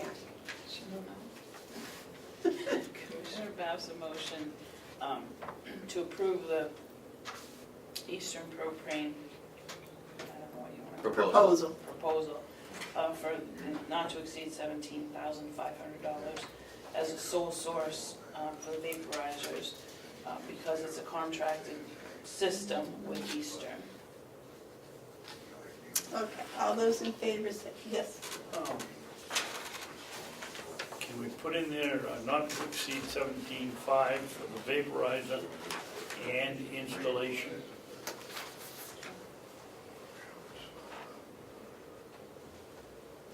That's for two of them. That's for two of them. For two of them,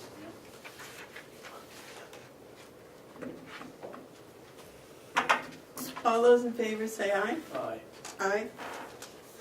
So who seconded it? All those opposed? Aye. Aye. Sorry, I was reading. That's okay. I was waiting. Okay. So hold on, Motion. was that a 2-to-1 or? No, Oh, 3 to 1. 3 to 0. 3-to-1, I'm just catching up. okay. What Thank was you. it? Is it 2-to-1 or 3-0? 3-0. 3-0. Check the hearing. Thank you. Thank you. Next, And the second item is the continuing discussion of the security camera policy. I did a little more research as you requested, and found that largely county nursing homes don't have cameras or they don't have policies. But the policies that I did find are related to like school systems. And the policy that I drafted is consistent with what I'm finding out there.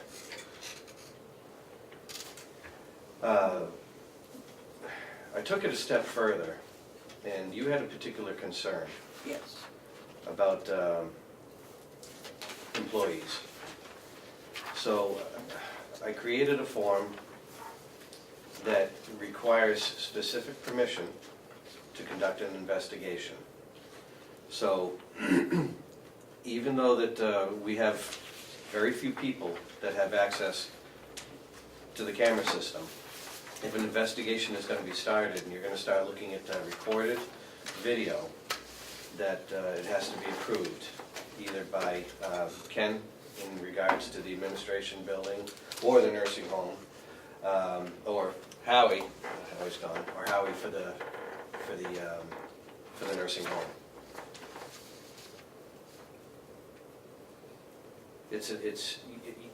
You would have to give reason to start an investigation and to look at recorded video.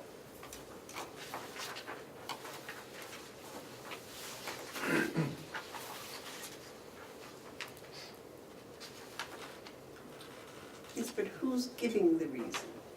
Anybody. Anybody can request an investigation.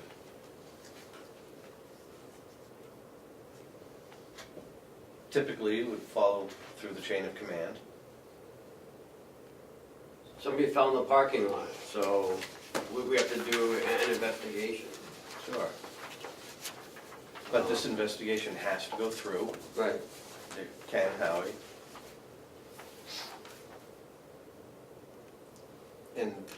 this, just so we're clear, this is for the administration building in the nursing home. This is irrelevant to the Department of Corrections, who has their own, Or the sheriff. or Sheriff's Department. They have their own camera system policy.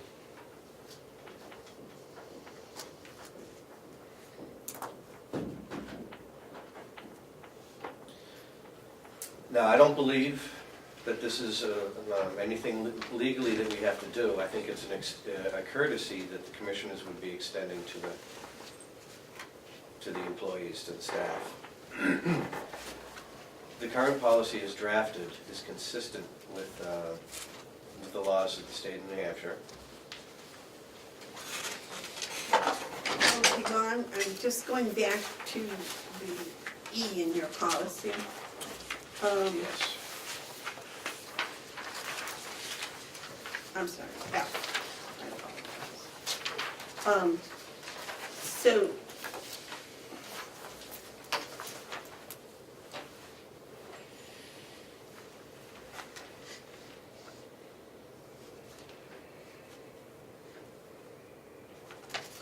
you're saying that,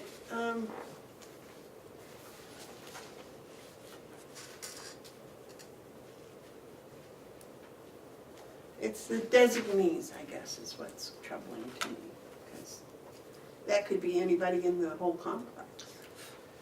But it would have to be authorized by those people. Like, we don't authorize investigation because somebody wants to see something. Right. An event had to occur. Again, someone fell in the parking lot. You know, a resident has, you know, bruising. A resident says, somebody's not, not giving me any fluids. It could have been an Resident falls is something that we always like to check to see what the contributing factors were. Were they wearing slippers? Were they wearing a gait belt? It could even be a resident-to-resident altercation that we need to investigate. But if any of that were to need to be investigated, it would go through the channels, and Howie would need a written request with that form that you have in front of you, and he would have to authorize the investigation. Well, I guess, and that I have no problem with. It's just that there's so many people that can do that. It's just, I mean. Well, not really. I respectfully disagree. I do, because I maintain the system, I run the system. The county commissioners, the county administrator, the Mountain View administrator, or designees of these parties. And the designees means that... anybody that you wanted to do it. Well, yeah, if there's somebody falls in the parking lot and says, Bob, can you look up this fall for me? I may not have time. I may designate somebody to do that for me. Assign a person to sit there in front of hours of video, which I don't have time for. Or any other reason that you could think of. I may want to assign Carrie, my supervisor, a task for an incident. She's not on the list, but I may give her permission for a specific case, that type of thing. Madam Chair? Jason has a question, Madam Chair. You have a question, Jason? No question. Just same thing we do with the jail though. Our things, most of our stuff says or designee, because we could be away, we may have to have somebody else look through the camera tape, or we use phone systems as well. So sometimes we have to designate somebody, especially if it's going to take hours of going through tapes, because if somebody doesn't necessarily remember when it was, you could be looking at several days worth of tapes. So there are times that we use other designees, even at the jail. It's like watching paint dry.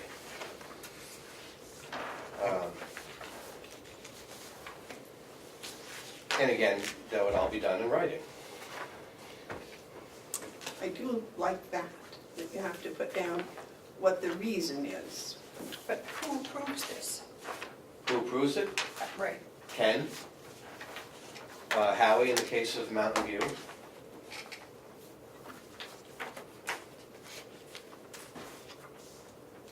Or if you wanted to investigate Ken, you would approve it. That type of thing. There's a chain of command.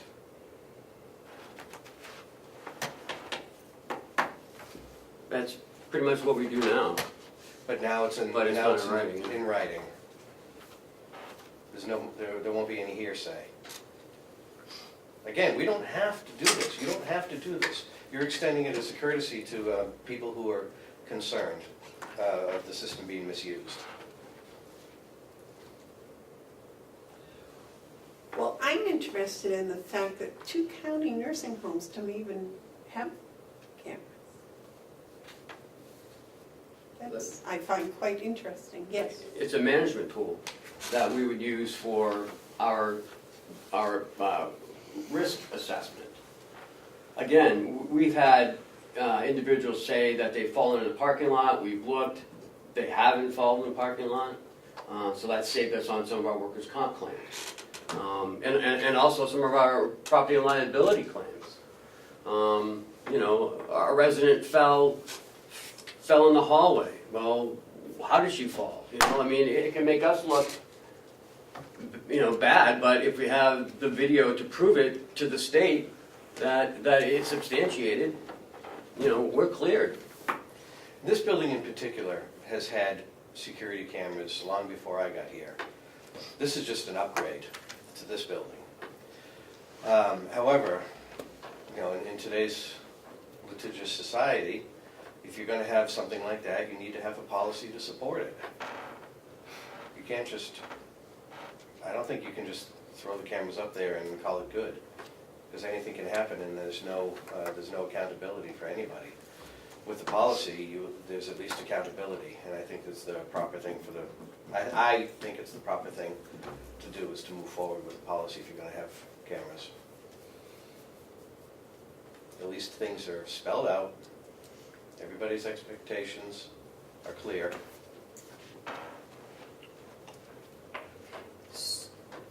Jerry? So, if you wanted to see, not you, but Ken or one of us, we'd have to go, what's the procedure? We'd have to go into the sheriff's department because they're the ones that do all the recording? Or do all these people have access to it in their own office? I could assign temporary access where you could log in on a computer. But otherwise, it would all have to go through the sheriff's department. No. Not necessarily, no.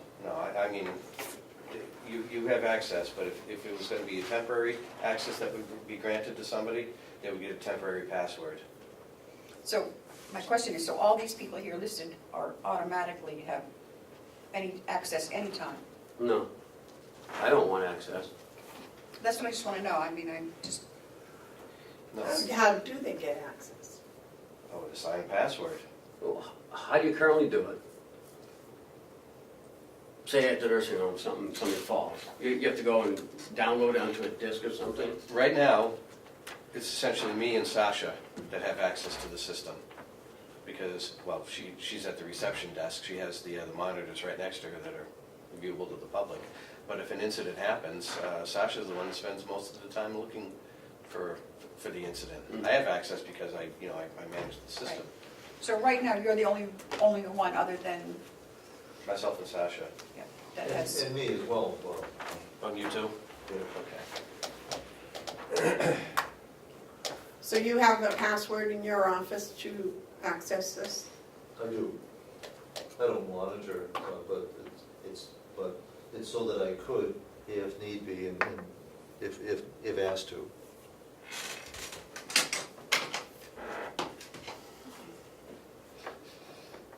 The typical calls I get would be for suspected resident abuse or incidents relating to resident care.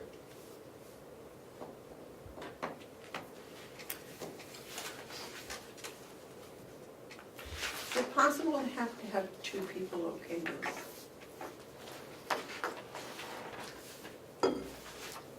Well, anything's possible. If you wanted, For example, if something happened at the nursing home, and somebody, and Howie writes it down and says, oh, well, it was a suspected abuse, that he can't do it alone, or you can't do it alone, but the 2 of you could read his reasoning or understand his reasoning and say, yeah, and the 2 of you agreed to do it. I just, somehow I think there's safety in numbers in that instance. the But then Howie puts together an investigation team that would also be viewing it as well. It's a three-person team. But he can't bring up the film, he can't review the film unless Bob agreed with the reasons for doing it. Or Ken, or the commissioners, or somebody who would be on that list. Yeah, because if you're not there, Right. we can't wait a week until No. you get back. No, I see where you're going with this, and sure, it could be done. Yeah. And it doesn't have to be any two specific people, it can just be any two people that are on this list, right? Yeah, Or I would, or entities. yeah, I would think.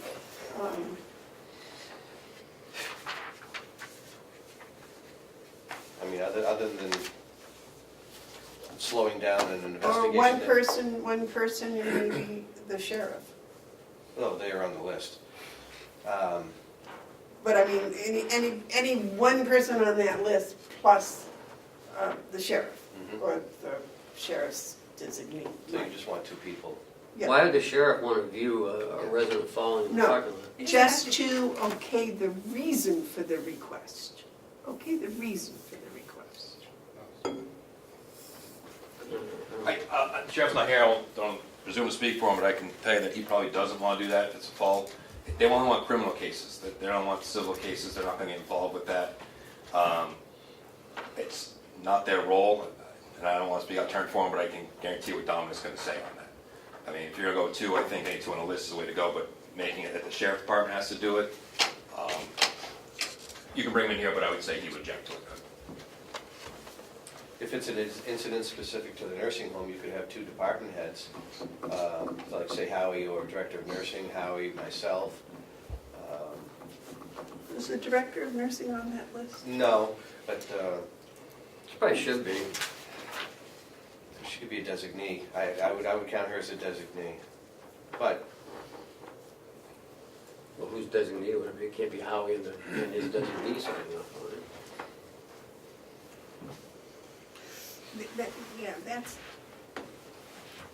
The Director of Nursing has actually written authority in my absence to take on those responsibilities in a broad case anyways. So it's automatically designated in my absence. I do like this, I really appreciate that. I mean, that was a lot of time and effort you put into this, and I think that this would address those issues. That we well, were I think we all talking want it to work. about. Especially with, two people to sign it. And I think,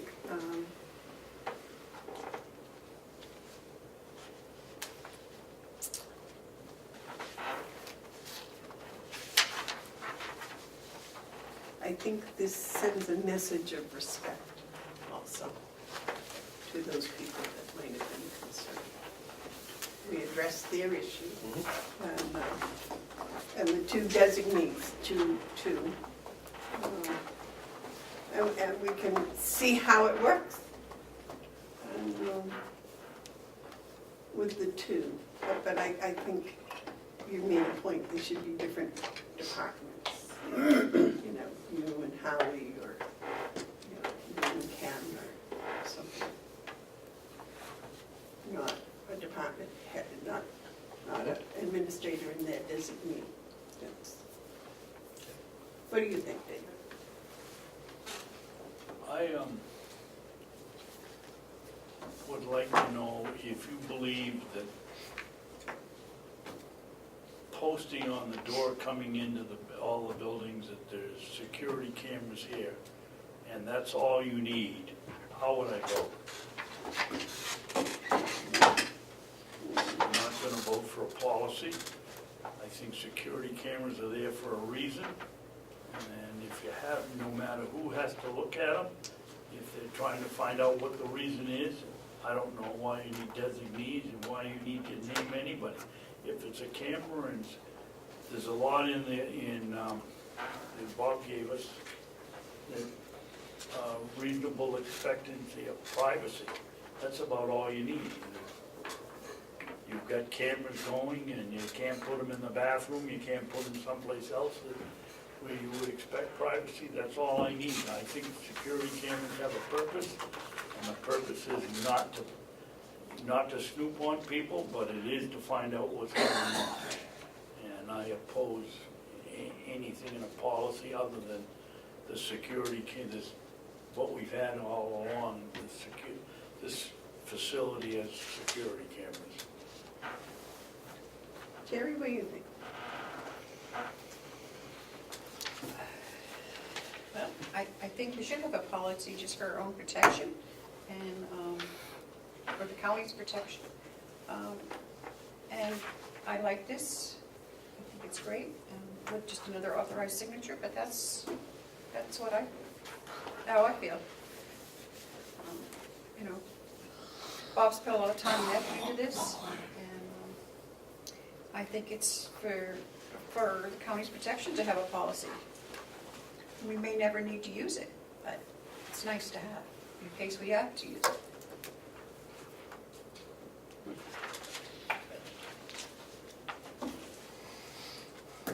Yes, Jason? I'll just throw out there, I mean, if you're looking, that policy go through and you're looking for people to sign off on, I don't want to speak for Dominic, but I'll speak for myself.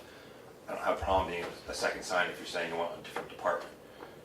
If that's what you want to do and you're looking for outside opinion on somebody, I don't have a problem with that. That's what you, if that's the intent of the policy, you want it outside the department to another department, also saying. Well, thank you for volunteering. We don't get that too often. Well, because I was the one that made the biggest stink, I'll make a motion that we accept, what did you call this one? Security camera policy. And a request for authorization to examine surveillance camera content. Okay. I'll make a motion that we, on May 1st, accept the security camera policy with the request for authorization to examine the surveillance camera content, requesting 2 signatures. 2 designees, 2 signatures.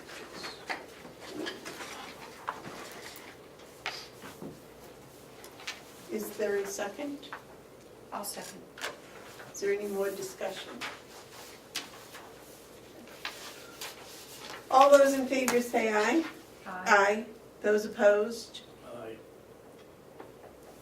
You're in favor of it or you're opposed? When you oppose, would you vote? All in favor, yes, all opposed? That's not a good question, because they all opposed, the answer is yes. David, are you voting for this policy or against it? I am voting against it, thank you. Here's the policy. So you're not signing, is that what you're saying? No, I'll sign it. Okay. Board decision, I just voted with the minority, and the minority. I'll make a note on the approval form that 2 signatures are required. I added, when you have investigation authorized by, and then have another by. Yeah. And I thank you, Bob, for being patient with us and all the work you did on this. Oh, you're welcome. I know, we all want the policy, we want to do it right. Madam Chairman? This is a good forward step. Thank you very much. Yes, David? On second thought, I will not sign. Okay. Okay. There's no other way to express opposition unless you sign. So would you just mark it, refuse to sign and put your initials on it? Then we have it officially. Can Bob update on Siemens while he's here, so we don't have to wait for him? Project is moving along. Not a whole lot different than last week. We had a lot, as you noticed, we've had a lot of work being done in this building. HVAC work, that work continues. They're also working hard at the jail. The outside pad for the air conditioning units should be done by the end of this week. We hope to have these units running here in about about 3 weeks. It was hot in here. That's good. The lighting around the campus is 95% complete. We've got a few fixtures that we're going to change, a few lights that haven't shown up yet, minor things, minor details, but we're about done with the lighting. Control work is going to be starting in this building this week, actually today. I think they're here, starting control work here. And CCB moved to the jail, and so did Interstate Electric. They're gonna start wiring up that stuff down there. Yeah, they told me yesterday. they're working hand in hand, Yeah. Interstate Electric with CCB. Actually, a lot of the control work has been done at the jail. The control company, the control portions of Siemens has been at the jail doing a lot of work. And we just made another payment. We made our third payment. This one here is $898,000. So overall, it looks like we're about approximately 30% of the way, 30 to 40% of the way with some of our payments, with the exception of electricity. The lighting being 95% done, where we've also paid pretty much the entirety of that. We got an electric bill last week, but I couldn't tell from the electric bill when they read the meter. No, and I wouldn't focus a whole lot on the month following, like this is the bill that you just looked at. Next month, I think, is where you're going to start seeing the difference. I did see some reductions. One was 33%. It was a small bill. It's in this week's or next week's payments. But like I said, some haven't gone down, but a couple small ones have. Yeah. So. We'll see. They've still got all their trailers over there, right? Oh yeah, they'll be here for some time. And the roof is starting when? The roof should be starting here next week. What do they do with that roofing when they take it off? The roof, the only thing that they're removing is the stone. Stones. The stone is coming off, and then they're going to insulate it, and then cap it with new roofing material. Oh, there isn't a rubberized roof on it now? It's asphalt. It's hot poured asphalt. And they're going to leave that right They're going to leave that there and just cover it, and they're going to cover it with insulation, and then put a new roof over the insulation. And it's interesting, on the rocks, they have a big vacuum that they suck all the They're rocks not going off. to vacuum it. I thought that's what they said. They were going to, but they can't coordinate with their vacuum truck in time. They're going to shovel it. Where is it Yeah. going to go? They're going to set a dumpster out here and shovel it into the dumpster. If it's all pea stone, if you want some pea stone for your driveway, we'll leave the dumpster open for you. You can shovel it out if you want. No. Well, no, I'm thinking the jail is putting in a new parking lot. And wouldn't that be good base for the parking lot? Pea stone's tough because it doesn't pack well. It has to mix in with something if you're going to use it for a base. It's going to get either plowed up or snow blowed up unless it's blended in with whatever is down. I'll get with Will, and we can use it around here, I'm sure. So, If you want it, it's here. I put a base down last year anyways. yeah, because, or is that part of the deal that they take it with them? No, he said if we want it, we can have it. Yeah, okay. You certainly do. Because I'm sure Will can use it around piping or something. Okay. You know, some drains, make up some drains. I'll have him put it in a pile. Okay. Well, Will has, I don't know how hard it would be for them to, they probably couldn't move it too far, because he has materials pile Yeah, up by the. out by the pond. Yeah, if we're going to keep it, we have to get it from here to wherever we want to keep it. We'll do it. We'll put it with a dump truck. We'll get it there. Okay, this is, Thanks, Bob. Thank you. Bob, you still need to fix that light, do something with that light out there. I came out of the building the other night, and there was a sheriff walking out to his car, and I said, "Hi, can you see me here in the dark?" Well, the poor man jumped, I think that he never even saw me there. And That's a really dark spot, that door, and all around it at night. Well, if you want to do any upgrades to any lighting above and beyond what we already have, we'll have to budget for it. Happy to, Because that's, but we'll have to budget for it. yeah. I didn't realize until that, but that could be dangerous for, yeah, more than just. Well, it's not intended for people to be here at dark anyway, so. Yes, it is. That's where the people come to the sheriff. If At they night? have an emergency at night and they need to contact the sheriff, sure, yeah. Yeah. If you have. How do they get in? They open the door and they walk in and they push the buzzer. I've never heard anybody come here at night. Okay. I think they would just call, instead of driving all the way down here. Well, Thank you. ask it. Yeah, that's not. Grant, jail grant applications. Are you having a jail committee, a grant committee meeting? No, because there was apparently some sort of a luncheon. Oh. So I'm going to have to find a day that people are available Okay. of the sequence.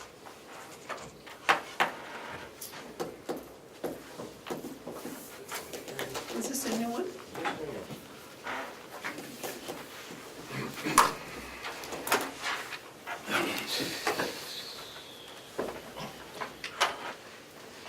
So, another grant was just released recently from the Department of Justice. Improving reentry for adults with co-occurring substance abuse and mental illness. This is similar to our Second Chance Grant Act that we won a couple of years ago, that we've been using for our programs and to hire the part-time clinician and part-time case manager. I would like to be able to put in for this grant. They're basically, awards can go up to $1 million each. Obviously, we won't be looking for that. This is going to be a grant, be over 4-year grant.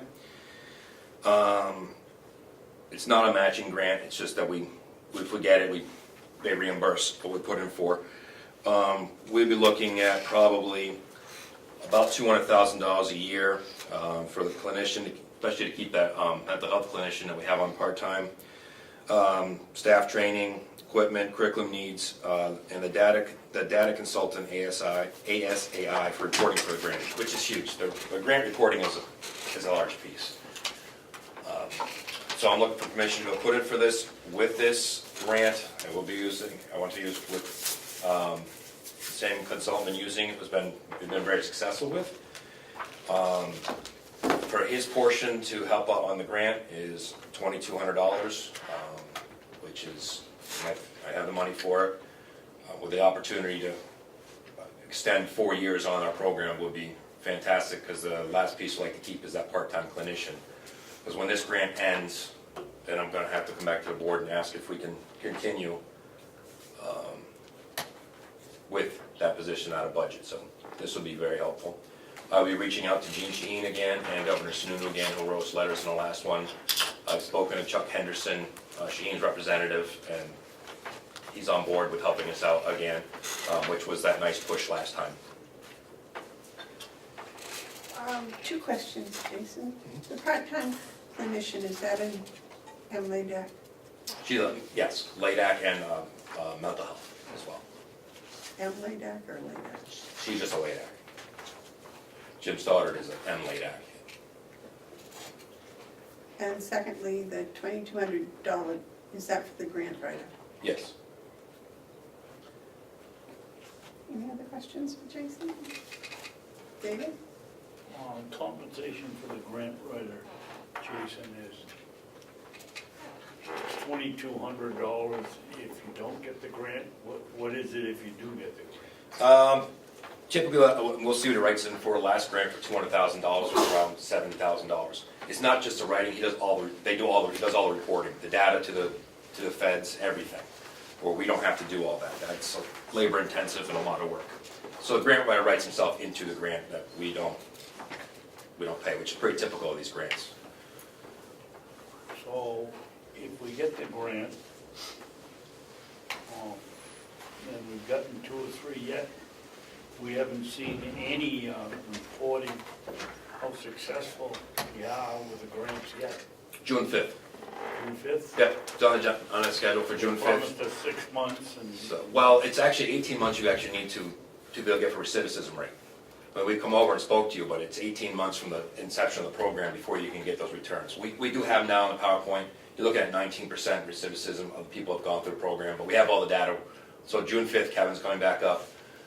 Jim, myself, and Ed Riley, who's also been helping us out with policies, is going to be over here as well to talk about that and what the rates are and how many people have gone through the program and what the percentages are. Not everyone goes through the program. No, no. But we've opened up other tracks, the pretrial tracks as well, with having the part-time clinician as well. So we were able to open it up for more people to go through, not through the trust program end of it, but we're able to expand our programs to others as well outside the trust program. So is the 19% for the trust program too, or just? Trust program. That's just the. Just trust program.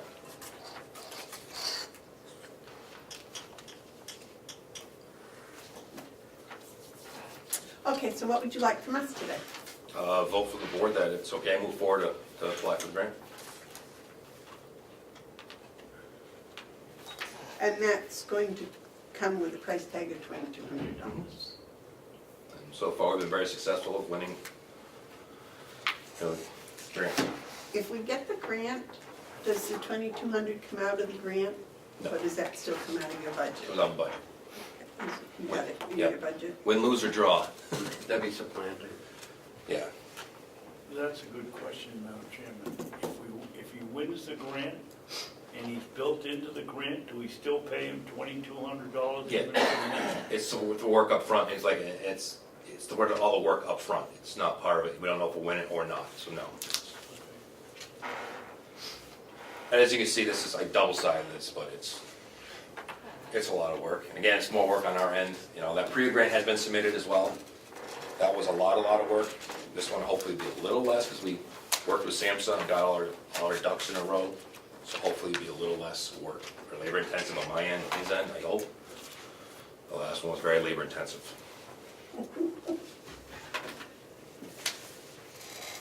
Okay. So, last thing, so we'll be looking at, for 4 years, anywhere from $600,000 to $800,000 is what we're looking at in grants over 4 years, If successful. if successful.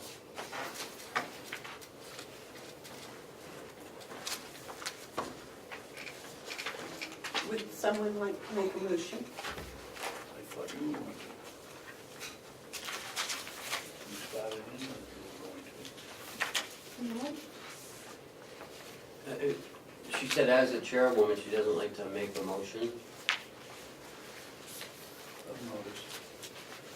I'll make a motion that we instruct Jason to go ahead and attempt to secure the re-entry for adults with co-occurring substance abuse and mental illness.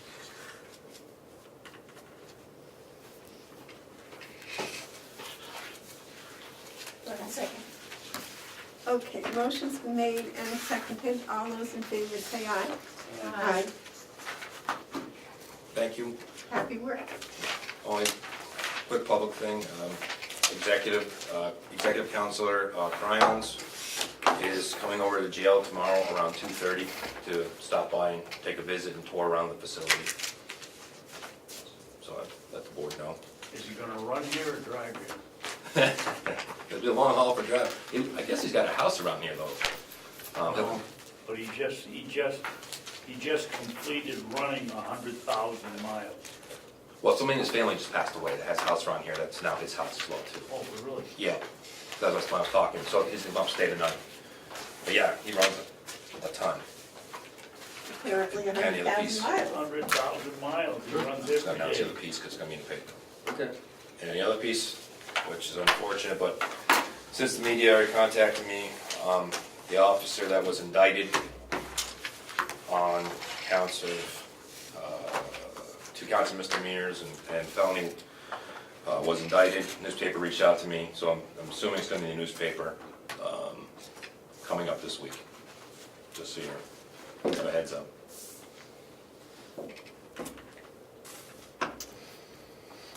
Okay.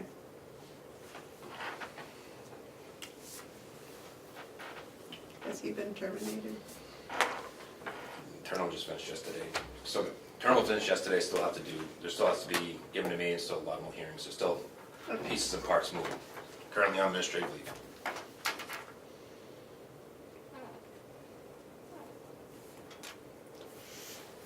That's all I have. Any other questions for Jason? Thank you. Thank you, Jason. Jason, do you have openings over at the jail now? We just hired one young lad, so technically, like the second, no, but anticipation of, yes. And, so again, I mean, I plug it there, I'm looking for also, females, actively. As the PREA statute says, we have females in the building, we need to have females, so, it'd be nice to get some ladies to apply. But yeah, we anticipate at least one opening coming up, if not more. Did you put that on the county website? It's on our website, yeah, and I had it on Indeed for weeks. Problem with Indeed now is we're getting people that are seasonal. We get a lot of seasonal people, and you can look right at it. They're seasonal, they gotta apply for stuff while they're not having work, and then they go back to their jobs. The major sends out letters upon letters and emails upon emails, and so now when that was up for how many weeks? 6. 8 So now I gotta look at either newspapers or some other stuff again, which costs a fortune, but the Indeed, we're kind of tapped out on Indeed. And we have one gentleman testing on Friday. Nice.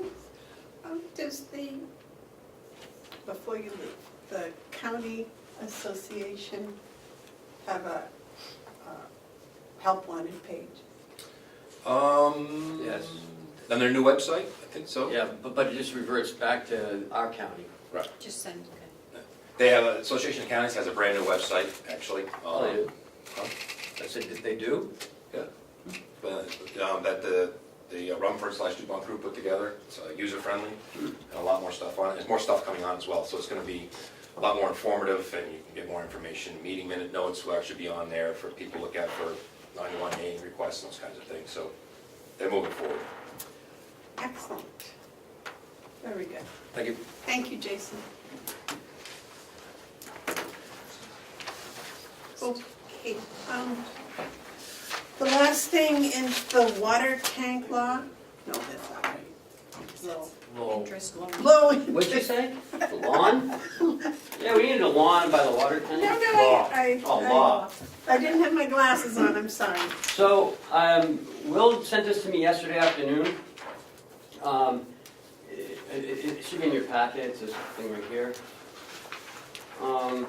Has to do with a state revolving loan fund program for things like engineering or construction for drinking water related infrastructure projects, including but not limited to source development, water main replacement, pump house upgrades, upgrading meters, rehabilitating tanks, treatment systems and lead service line replacements, all the way to the meter.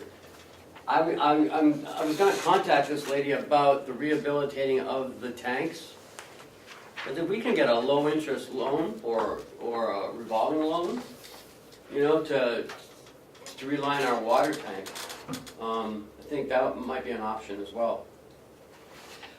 Well, it might take a while to get it, especially if it's revolving, so at least getting information. Yeah, it says, I have pre-application's gotta be in by June 14th, so I'm gonna get a hold of Jonah McKenna at DHS or DEHS. And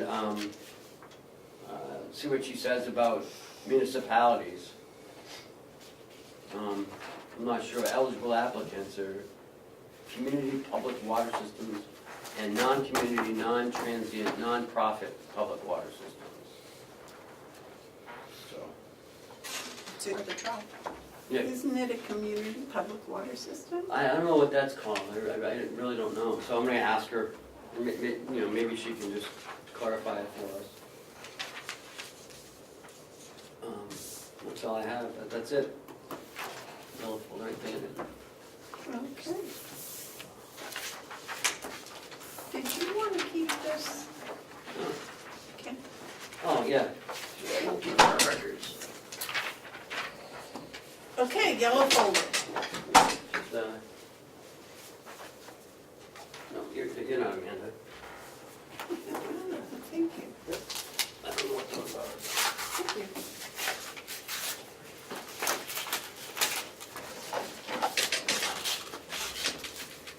Oh, it's the graduation. Of what? The community center, White Mountain Community Oh, College, yes. up in Berlin. God, is it time for college graduations already?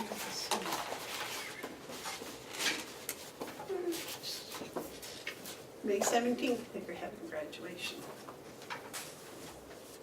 Anything else in the yellow folder? No. Okay. We've already done the Siemens project. Admin update?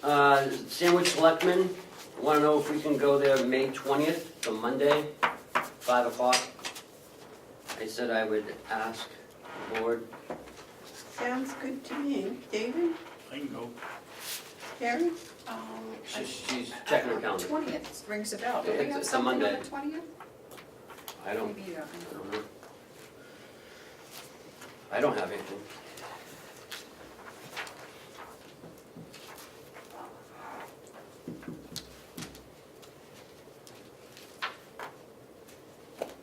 well, maybe I don't either. I think I can. If I can't, you guys will fill in. Okay, so I'll let us know that it's okay. Yes, that would be nice. Oh, I do. I Oh. have a, but that's all right. That meeting probably gets over. What time's it start? 5? Yeah, I'm in Concord on that Monday, but I think I'll probably be back. Oh. Swing right through there. Yep. Okay.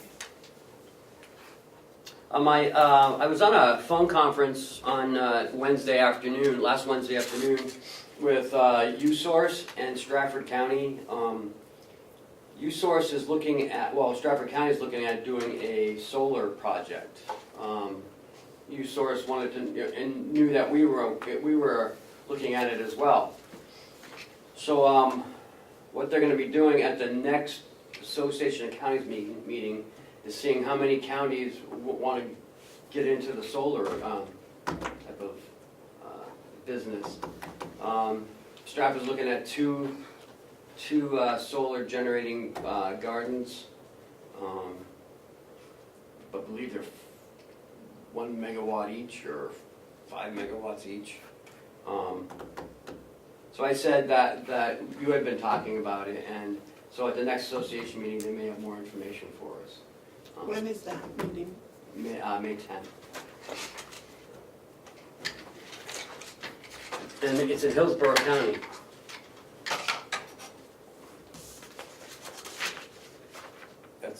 That's in Goffstown. The next county association Yeah, meeting it's May 10th. 20th? May That's 10th. 10th? Yeah. When did they change that? March, April.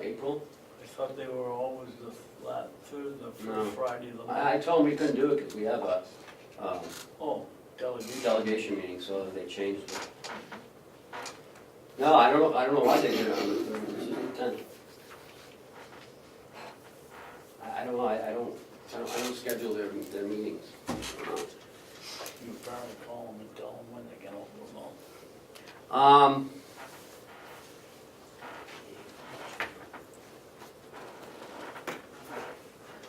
Is there a way that we can make these meetings shorter? I mean, has anybody thought of a way of doing it?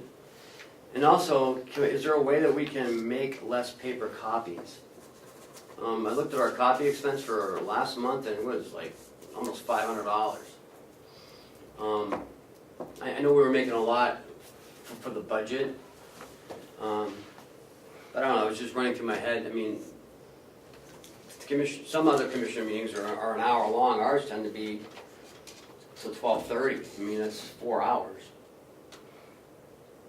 I don't know, I just want to throw it out there. We can think of a way of, and we meet every week, I don't know why there's so much stuff. But, We're a busy county. yeah, well, so are other counties, I don't understand why it's so long, but I just do it out there. Laptops would eliminate paper. I don't know if some people aren't. Well, the very first thing that comes to mind is stop talking so much. Second one would be come prepared so we don't do the reading while we're sitting in the meeting. And the third one would be having you look at a close look at what's on the agenda and cutting out some of the things that don't need to be here, but for the most part, everything we have is needed. I don't know how we're gonna do it. But I've been complaining about the copy, 14,000 copies over at the nursing home. I can understand that, but, it costs money, little pennies add up eventually. I did speak last week to a very well-known videographer, and he was giving me some suggestions that maybe we should get one of those PowerPoint projector, and like maybe instead of using the copies, we can see it on the board, I don't know, or on the wall somewhere. Is that the same as a security camera? Can I say I don't want to be on it? This is why our meetings are so long.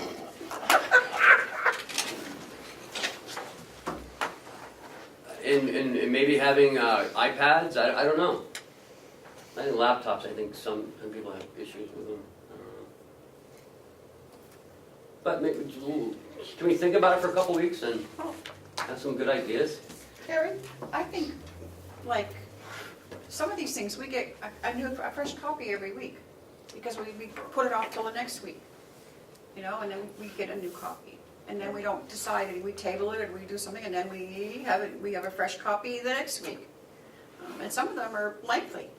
So I think if we get one copy, we work off that, make our adjustments, and we don't get another one until it's finalized. I know that's hard, but Well, some people don't bring them back. Some people lose them from here, from downstairs to upstairs.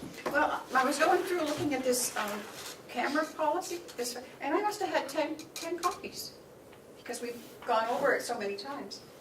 So, I know it's only 3 or 4 pieces, but in a year's time, when we do that with all those, I think there's ways we can conserve. Have a notebook and keep things in it. David, you had a comment? Yeah, but I forgot what I was. See what I mean? Perfect example. Where's this folder? I forgot it. Oh, I know what I was going to say. One of the things that takes up the most copies is the budget, and we have a budget meeting, a subcommittee meeting, and then each week we get another one.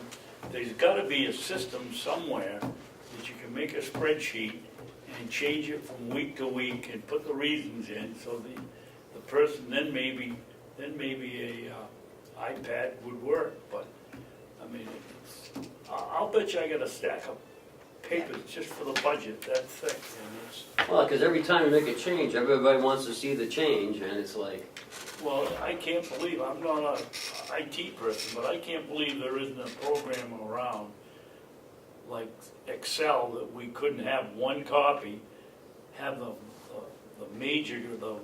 primary copy locked so nobody could change it, and everybody could get a copy and play with it the way they wanted, but they couldn't screw up the major one. Not everybody has a laptop though, David, so you have to buy 15 laptops plus... No, but you tell me anybody on this delegation or this board or in this room that doesn't have a computer.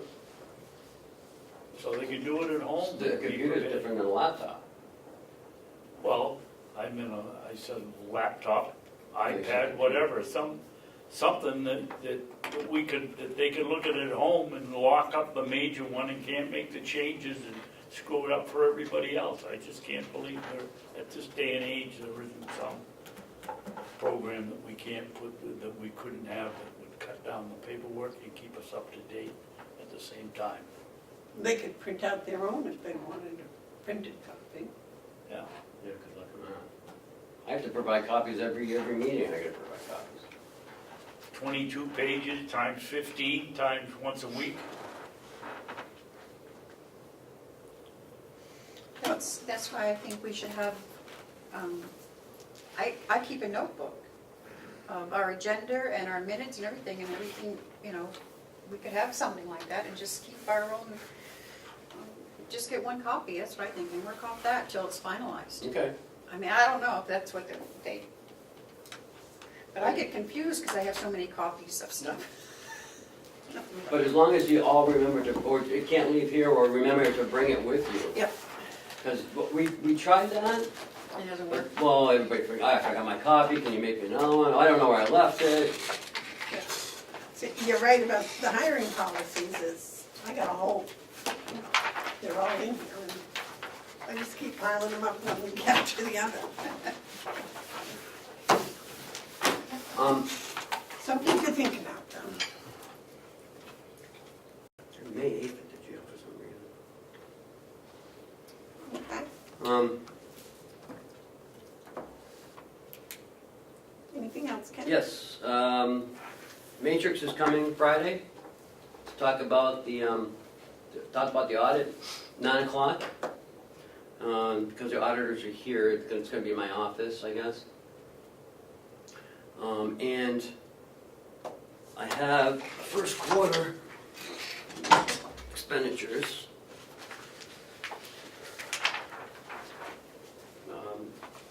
Is that it? That's revenue. That's last year's. Yeah, so I have. Can you find them in all the paperwork? Well, see, I have to keep it for you guys so you don't lose it. Here's expenditure last year, 2018. Kathy sent this out yesterday to the delegation. And first quarter expenditures for this year. And last year's revenue. Last year's revenue. First quarter. And last year's expenditures. And last year's expenditures. Last year's revenue. And this first quarter expenditures.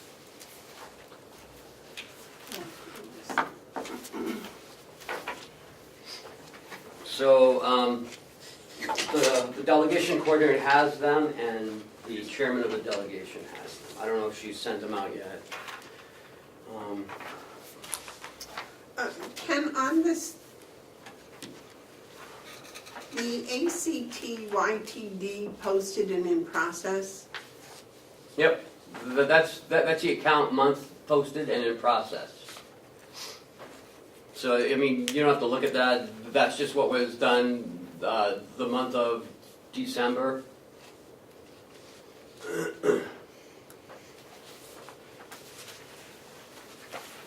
so there's two columns and they're headed the same and they're not the same numbers though. Right, account year-to-date posted, account month-to-date posted. Okay. So one's a monthly, what was done in December, and the other one is what was done all year.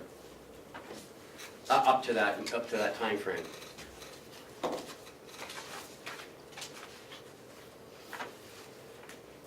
So the remaining balance for the year is what's still owed to us? Are you looking in revenue? Yeah, that's the first No, one. that's how much we got over it. So we got $1,400 over our budget of 23,400. We got 24,834. So we're over budget. I'm just used to negative signs being Yeah. under. Okay. All right, well, that cleared that one up pretty quickly. That is, this is the White Horse addiction.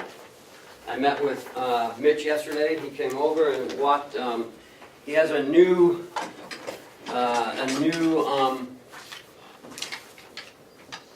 form he wants to report on us with. He's got now, he, his 110,000 is broken up into different segments of what the money is being used for. So 28,000, let's say for instance, is the is the emergency services coordinator and an admin service. The budget's 28,000. The monthly part of what he gets is 23,33,33 goes towards that. And the actual non-reimbursed expenses, he thought you might want to see what the money doesn't cover. And this is what he invoices the county for. So on his $9,444.12 monthly payment, this is how it's broken down. On the next page, he has the number of clients, number of individual sessions, and where they're from. And in the green, it's the write-off, people who don't have insurance or can't pay, don't have any payment source. Are those included in the top? That's a good question. My guess is it would be yes, but I will double check that with him.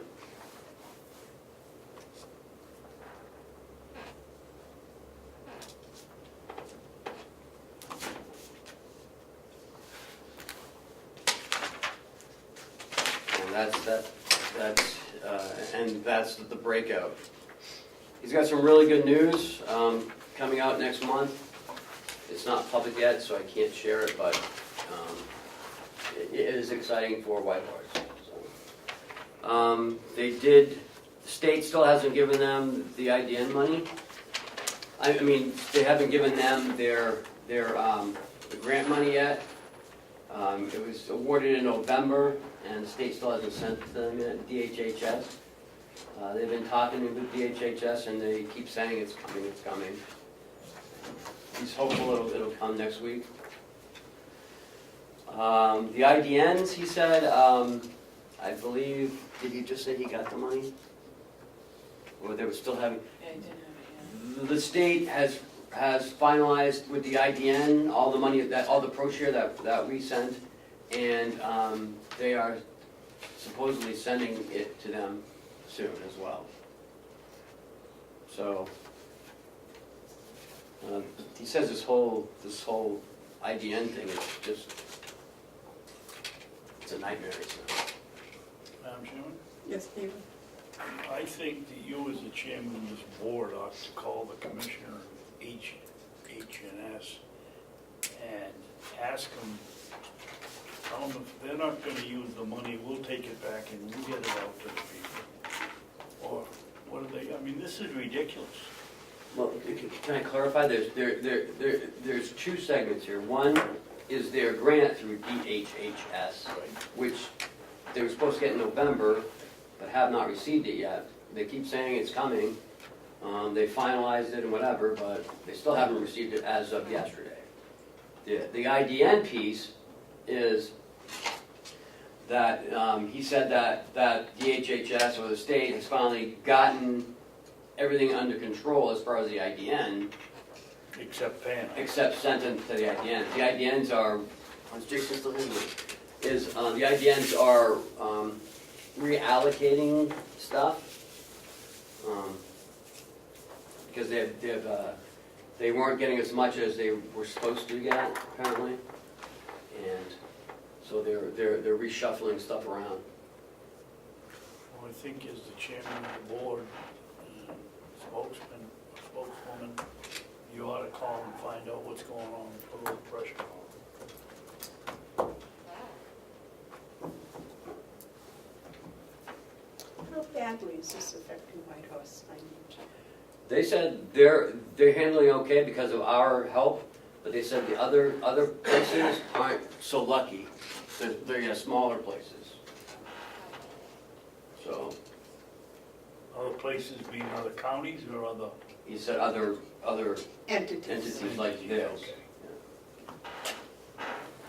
I just don't understand what's taking the state so long. I mean, they got our money in February. Yeah. So, That's what I say, send it back and we'll send it out if they can't get it out. Is it the board's wish that I should call Mr. Myers? I'll vote yes. Yes. Okay, I will do You don't have a problem with that? can I No, make a suggestion? that. But I won't get him, I'll get his sidekick. Can I make a suggestion that you call Mitch and find out this, because I'm just trying to remember what he told me yesterday, but maybe you can get with him first and see what he says. Well, and some of the other people that should be getting the IDN money too. That I don't, yeah, it's a steering committee, I guess, on the IDN. They're Doesn't reshuffling. RSVP get some? No, I don't think the RSVP does. Saco River Health does, Memorial does, Huggins Visiting does. nurse, I'm not sure if Visiting Nurse does. well, we'll start with Mitch and he can tell me who's up. Right, yeah. Because if I'm calling and representing several entities would be more impressive than just one.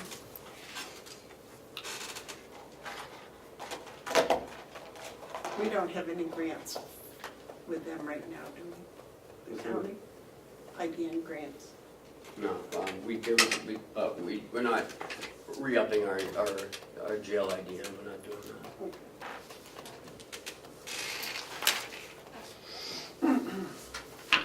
Oh, and I did get an email from Sherry at the jail.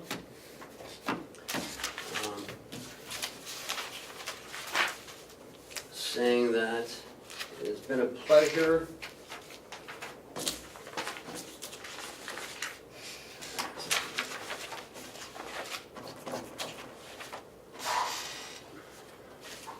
You didn't lose something. I have too many papers here. Anyways, she said it's been a pleasure working with Kathy and Cheryl. Anytime she needs their help, because she is fairly new, anytime she needs their help, they drop everything and they help her with anything from the budget to accounts receivable, accounts payable, and she appreciates the way that they. Here it is, right here. I just want to send you a quick message to tell you how much I enjoy working with Kathy and Cheryl in your office. They have been so wonderful to me and have helped me with so much in regards to the budget, billing, and the county knowledge. They always make time for me when I have questions. I'm not sure if they get to recognize from others, but these two ladies do the work of four, and they do an amazing job. So, this is from Sherry Iannuzzi. Is that how you say her name? I thought that was nice. And that is it. All right. Commissioner updates. We have non-public today, right? Yes. David, do you have any commissioner updates? Yes. Number one, I put upon myself to, I've seen the head of the highway department in Ossipee 3 times, talked to him 3 times, about County Road up here on the sharp turn. It's impossible for 2 cars to get around there at a time. So I called the town and asked them, the selectmen weren't there, so I talked to their assistant, asked them if they couldn't get something going. The gentleman has put them stakes out in the middle of, out in the outside of the swale that they run the water off of, and it's impossible for 2 cars to get by. It's a dangerous situation. The other thing is remember Ken, when we were over to the nursing home a couple of months, the lady was talking about the sign that was old and needed to be painted and we couldn't find it. She said it was to the left of the door. Well, I assume it's the one that's right out by where they pull into the compactor or make deliveries. at the new nursing home, and if they haven't done anything about it, we really ought to do something about it, either cut it down or repaint it, one of the two. Is that the sign for the old nursing home? Yes, Oh, should take it down. that's what I would do. I don't understand why we haven't done it before this. If you wanna see a picture of it, I got it here. No, almost then. Well, I don't believe the other two are.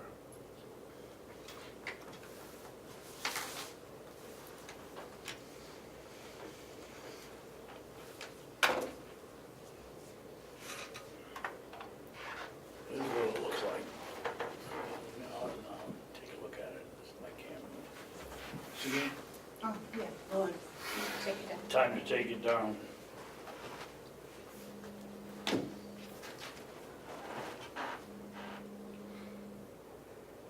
That comes under Bob's detail, doesn't it? No, it's under Will's.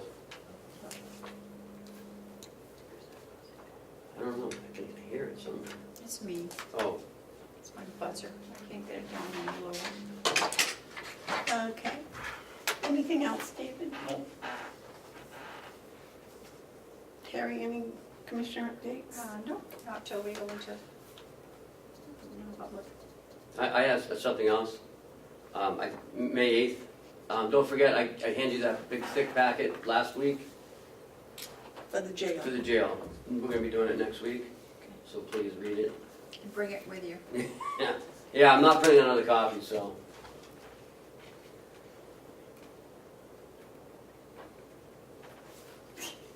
Okay. Anything, Terry? No. Okay, I have one. The delegation has appointed us, given us money, appropriated money to hire a HR director. And I think that we need to start on that. I think the first thing would be a vote by the commissioners to, in fact, hire an HR director. And I'll make that motion now that we hire an HR director and then move forward with. Did we already do this? Well, I thought so, but David said no, so. I thought we did it like a couple weeks ago. But No, I maybe didn't say not. no. I could have sworn we I did. thought we voted, and I voted no. Well, in either case, I'd like to reaffirm the vote that I would like to make a motion that we hire an HR director. I will second. You made that motion, correct? I did. Yes. I'll second. All right. Motion's been made and seconded. Is there any discussion? Yes. Yes, sir. Could you explain to me, Madam Chairman, why we need one?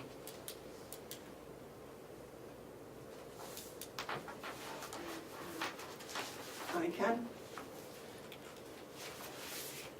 An HR director is a necessary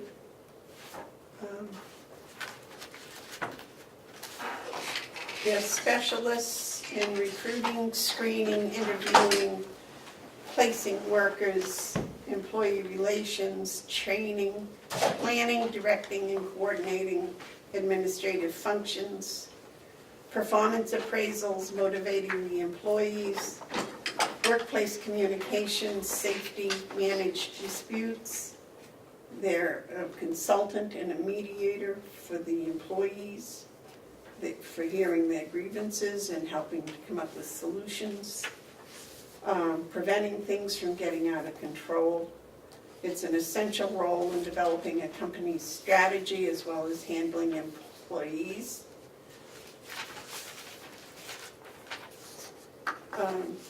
They devise and maintain a well-structured recruitment and selection process. They are in control of performance management system, places the employees in jobs suitable for their skills and expertise. They make a cohesive work environment. And then all of the hiring and financial work that goes on, which we've already discussed that, great lengths. What does that mean, hiring a financial one? Well, you know, making sure people have the right accruals, make sure that they have the right insurance, that they're getting the insurance that they want, getting their right deductions, et cetera. David? And how much over the past 3 or 4 years have things improved around here since we've gone to,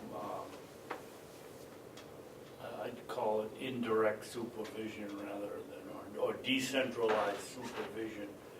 I agree that HR person might do all of those things, but I'd like to know from you where we're failing here. Why do we need one? What's gone wrong here? Things have improved, they haven't gotten worse. Well, see, I disagree with you on that. I think Well, they then are tell me not. why. Or how? How what? You just said you disagree with what I said, that things have improved, and you said you disagree with that. Why do you disagree, and for what reason? Well,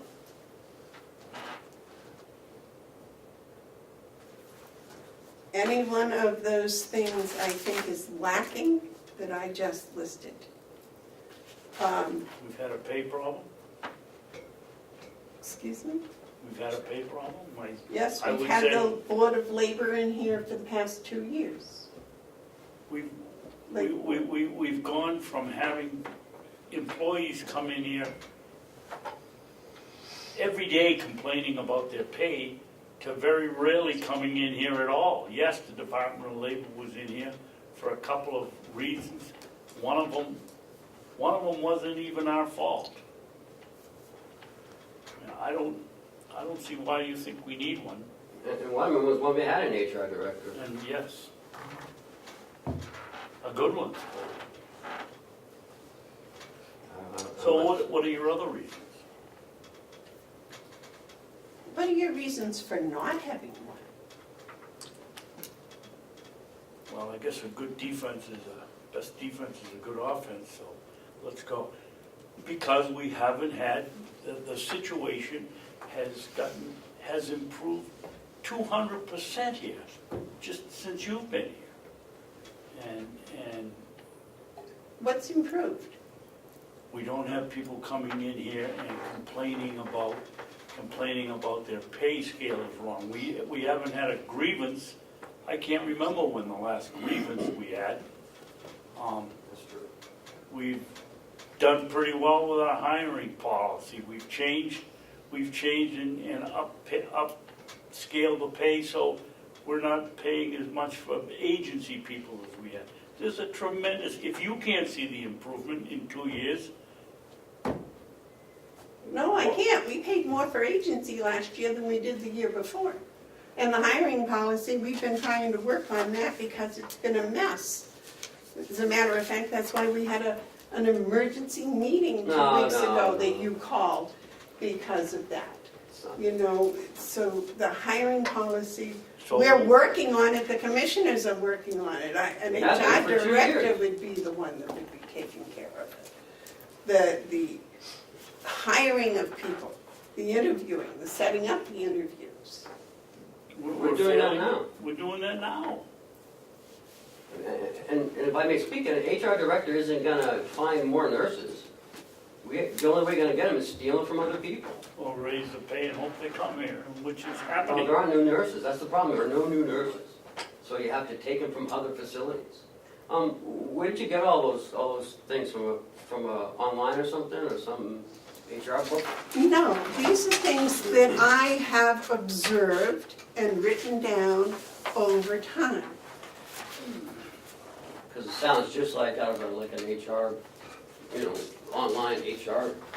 No, the other thing I have is the human resource request that came from the nursing home.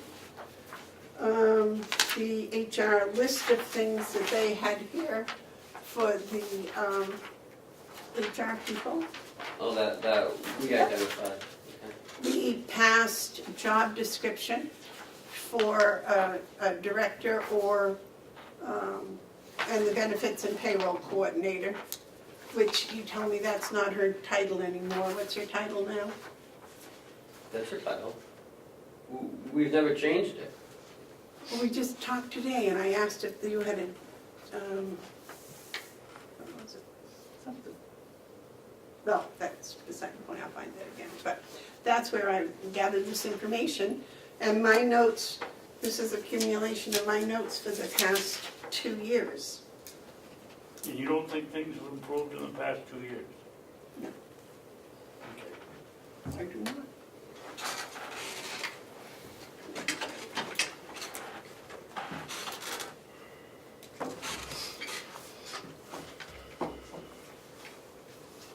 So is there any, With that, vote?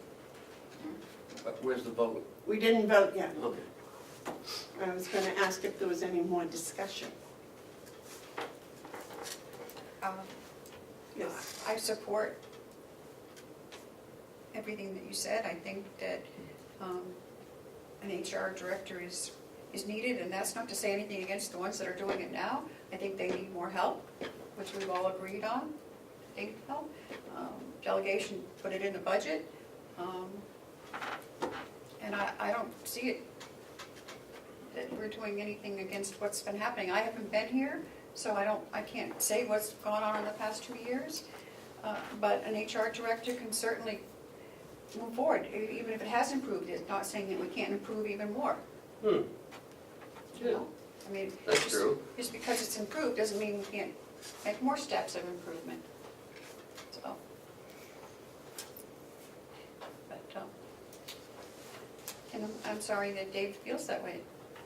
But I certainly will agree to an HR person, another HR person. Is there any other discussion? All those in favor say aye. Aye.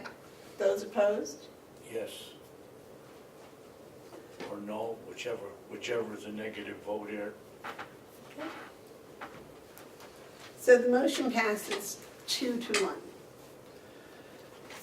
My follow-up to that is, how do we go about doing it?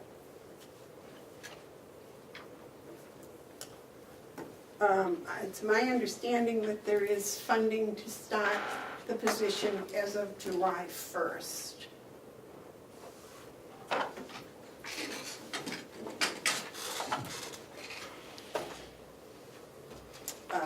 We have old job descriptions for directors and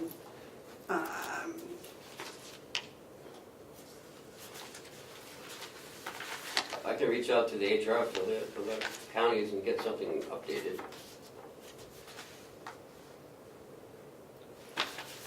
that probably would be a beginning, because these, there are several counties that have current HR directors.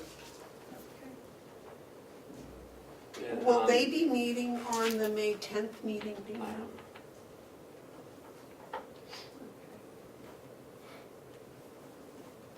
But I can reach out to Rockingham and Merrimack have HR directors.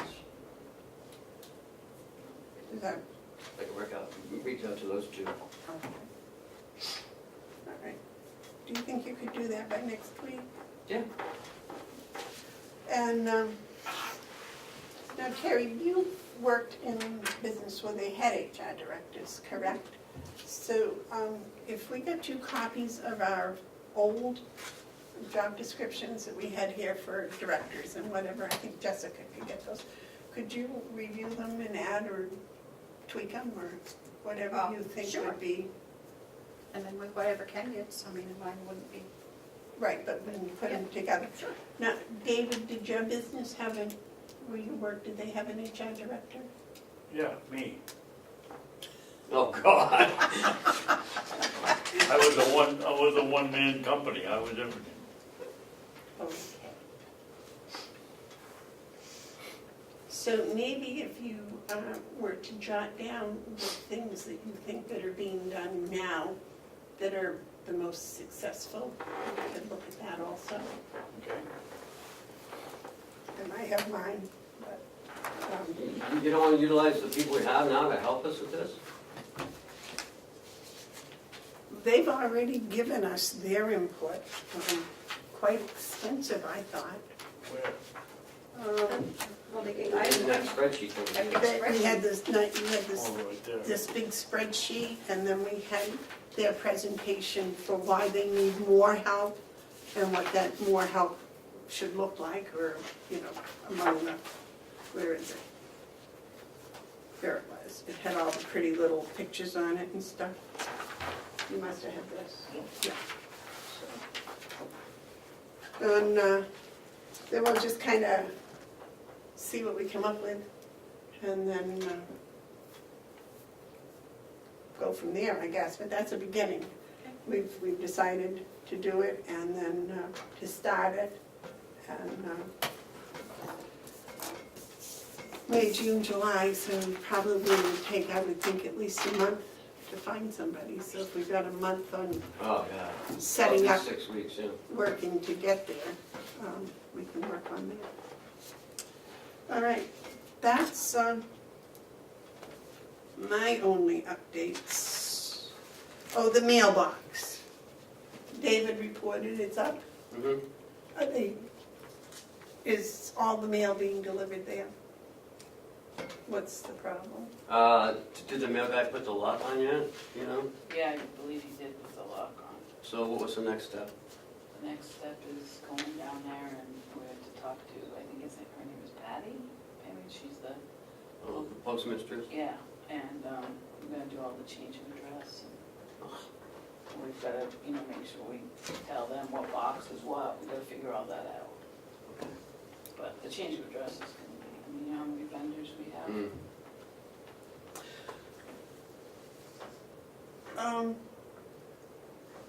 How many boxes are there down there? 4.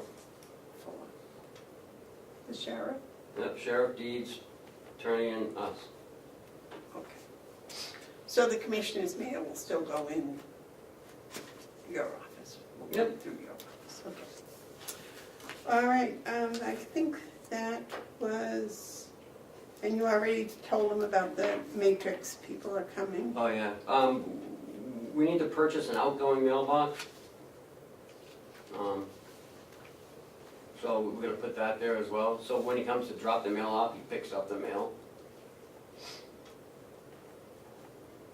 Is that- David? What? Question? Oh, Oh, he's not. for this discussion on the mailbox, I have another question. Okay, that was it. Just so you know, some people may not be using the mailbox. David? Yeah, we get a email from former Commissioner Mr. Hansel questioning when Conway was gonna get their pilot money. Are we gonna discuss that today? that's right, I got an email from the finance director of Conway too, asking me when we were gonna get it, and I said, in the budget, we just haven't, the check hasn't come through yet, so what? Well, there's been no vote. They're not Oh, yeah, gonna get it, because they haven't, we've never got anything from Department of Interior. What do you mean they're not gonna get it? The motion that was made that put the money in was based, your motion, on written notification from the Department of Interior that the money was Conway's. And then we got a letter, but No, we got no letter.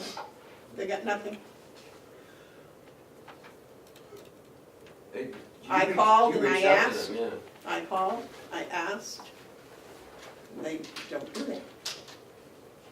It went where it was supposed to go, the woman told me repeatedly. well, what, that may be, but why did they send this year's, or 2018's, to Conway if it could Because- go into the right place all along? Because Conway applied for it. They followed the application process, and the result was they got their whatever. Has nothing to do with the county. As a matter of fact, the county actually got more money in 2018. Yes, we're aware of that, but why didn't it have anything to do with the county? The check came to us. And I agree with you that we said we wouldn't do anything until we got some substantiation that it was supposed to go to Conway or could go to Conway. I thought we had gotten that. No. Okay, I guess we don't do anything with it then yet. Well, you're not gonna get anything. Never, is what Amanda's saying.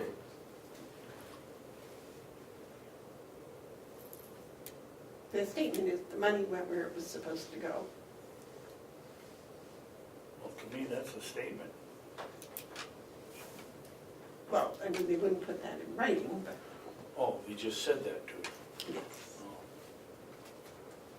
I can call and ask them to put it in writing again and see if they would. I would appreciate it if you would. Maybe I'll email them and see if they'll email something back and get a response as an email in writing. Well, there you go. Why don't we send a letter and have a No, green card and have it come back and have proof that they got it?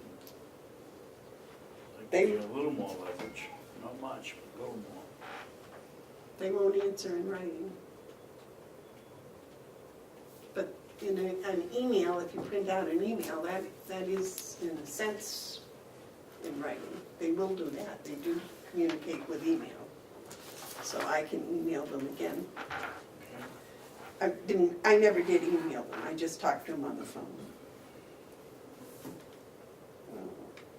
Department of Interior.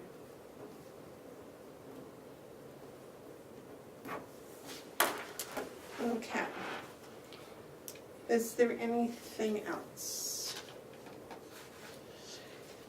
Just a little bit on what was touched on today, and it's just something to think about, because I think it was mentioned, somebody mentioned a transfer policy for the county, for us.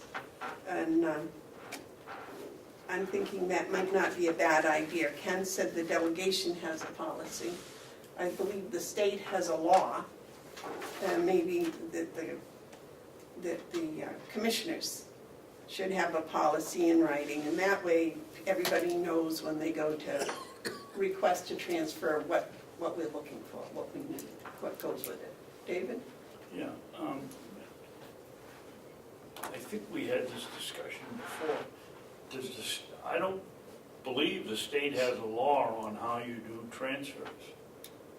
I think when somebody sent out an email there a month ago, and you did, about the $5,000, that's on going out for bid. That has nothing to do with any, that I know of, any law that says anything to do with transfer. You sent a letter out saying something about the $5,000 level of transfers at the county, at the, in state law, and I don't believe there is one. Do you think in that, is that or a matrix? Are you thinking of the matrix one? No? No.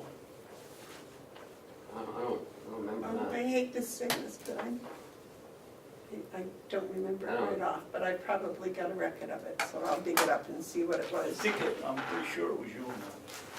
Probably was, I just don't recall it at the moment. But, somehow I had that in my mind that there was a state law. So I must have based that on something. Well, maybe there is, but I'm Well, not the state law I'm not just- aware of it. I'm not Yeah. aware of it. The state law gives the delegation the power to tell the commissioners how to do a transfer. But it doesn't say $5,000. No, doesn't say anything. It That says was- $1,000. That was the figure that was in the email. And maybe, if it didn't come from you, I apologize, but I got one that talked about a $5,000 transfer law Well, at the state level. I keep those, so I'll check on it. Okay. I'll check on it. All right. That is all we have. That's all I have for commissioners' update. No table items. Correct? Do we have a treasurer's update? I'm sorry? Treasurer update.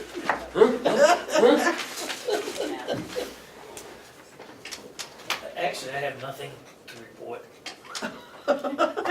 Rub your eyes, will you? So at least it looks like you were like sleeping. Where's my coffee? Maybe you want to finish that. Oh, all right, I believe we have non-public. Wait, a media question or? Well, I was going to do that after the non-public, because the non-public's gonna be short, right? Well, you have a couple hirings, so. Yeah. Okay. And I like to announce those afterwards if we can. Can we take a quick? Yes, I have to take it. Yes. See, now if we didn't have to take these 5-minute breaks, we'd get done 5 minutes early. It takes you 5 minutes to go into non-public. Okay, David, want to read us in the non-public, and then we'll have a break. Certainly.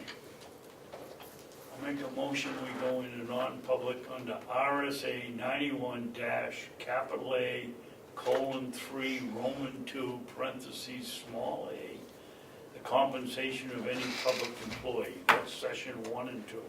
Section 3 is RSA 91 A, :3, capital Roman 2, parentheses B, the hiring of any person as a public employee. Roll call, please. Second. Second.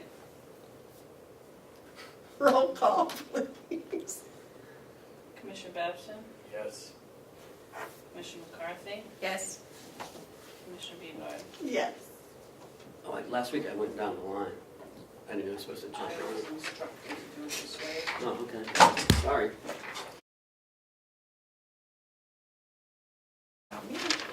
Okay, we're back in public. You want to make motions, give me? I make a motion that we, why are we gonna seal the minutes if we hired people? For 1 and 2. Sessions 1 and 2. Yes. I'll make a motion that we seal the minutes for 1 and 2. I'll second that. All those in favor say aye. Aye. Aye. Those opposed? No? Okay. Motion passes 3-0.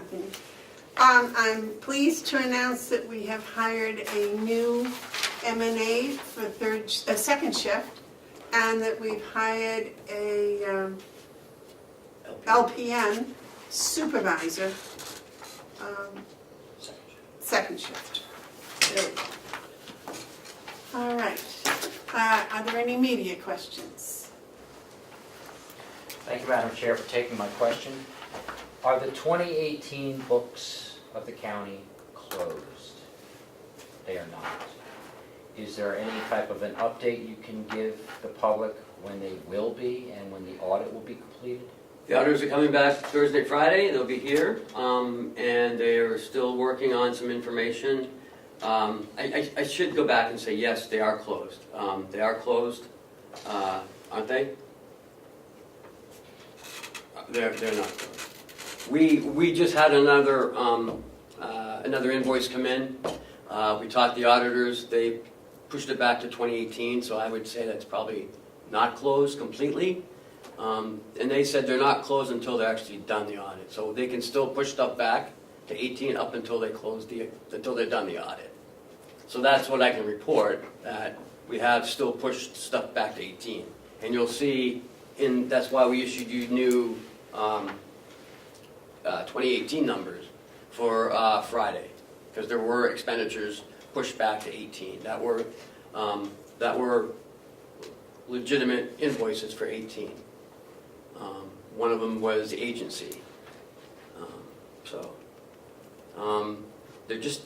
They said we're further along than we were last year at this time, so I'm keeping my fingers crossed. Everything's optimistic that we'll hopefully be done by August.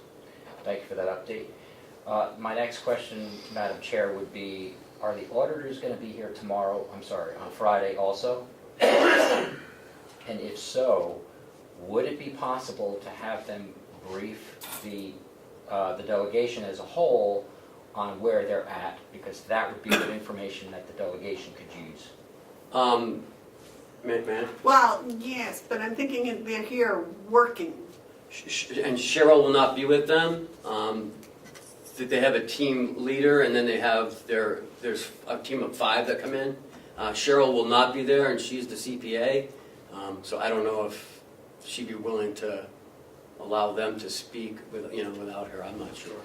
But I will talk with them and see if they're comfortable coming on Friday, if that's okay with you.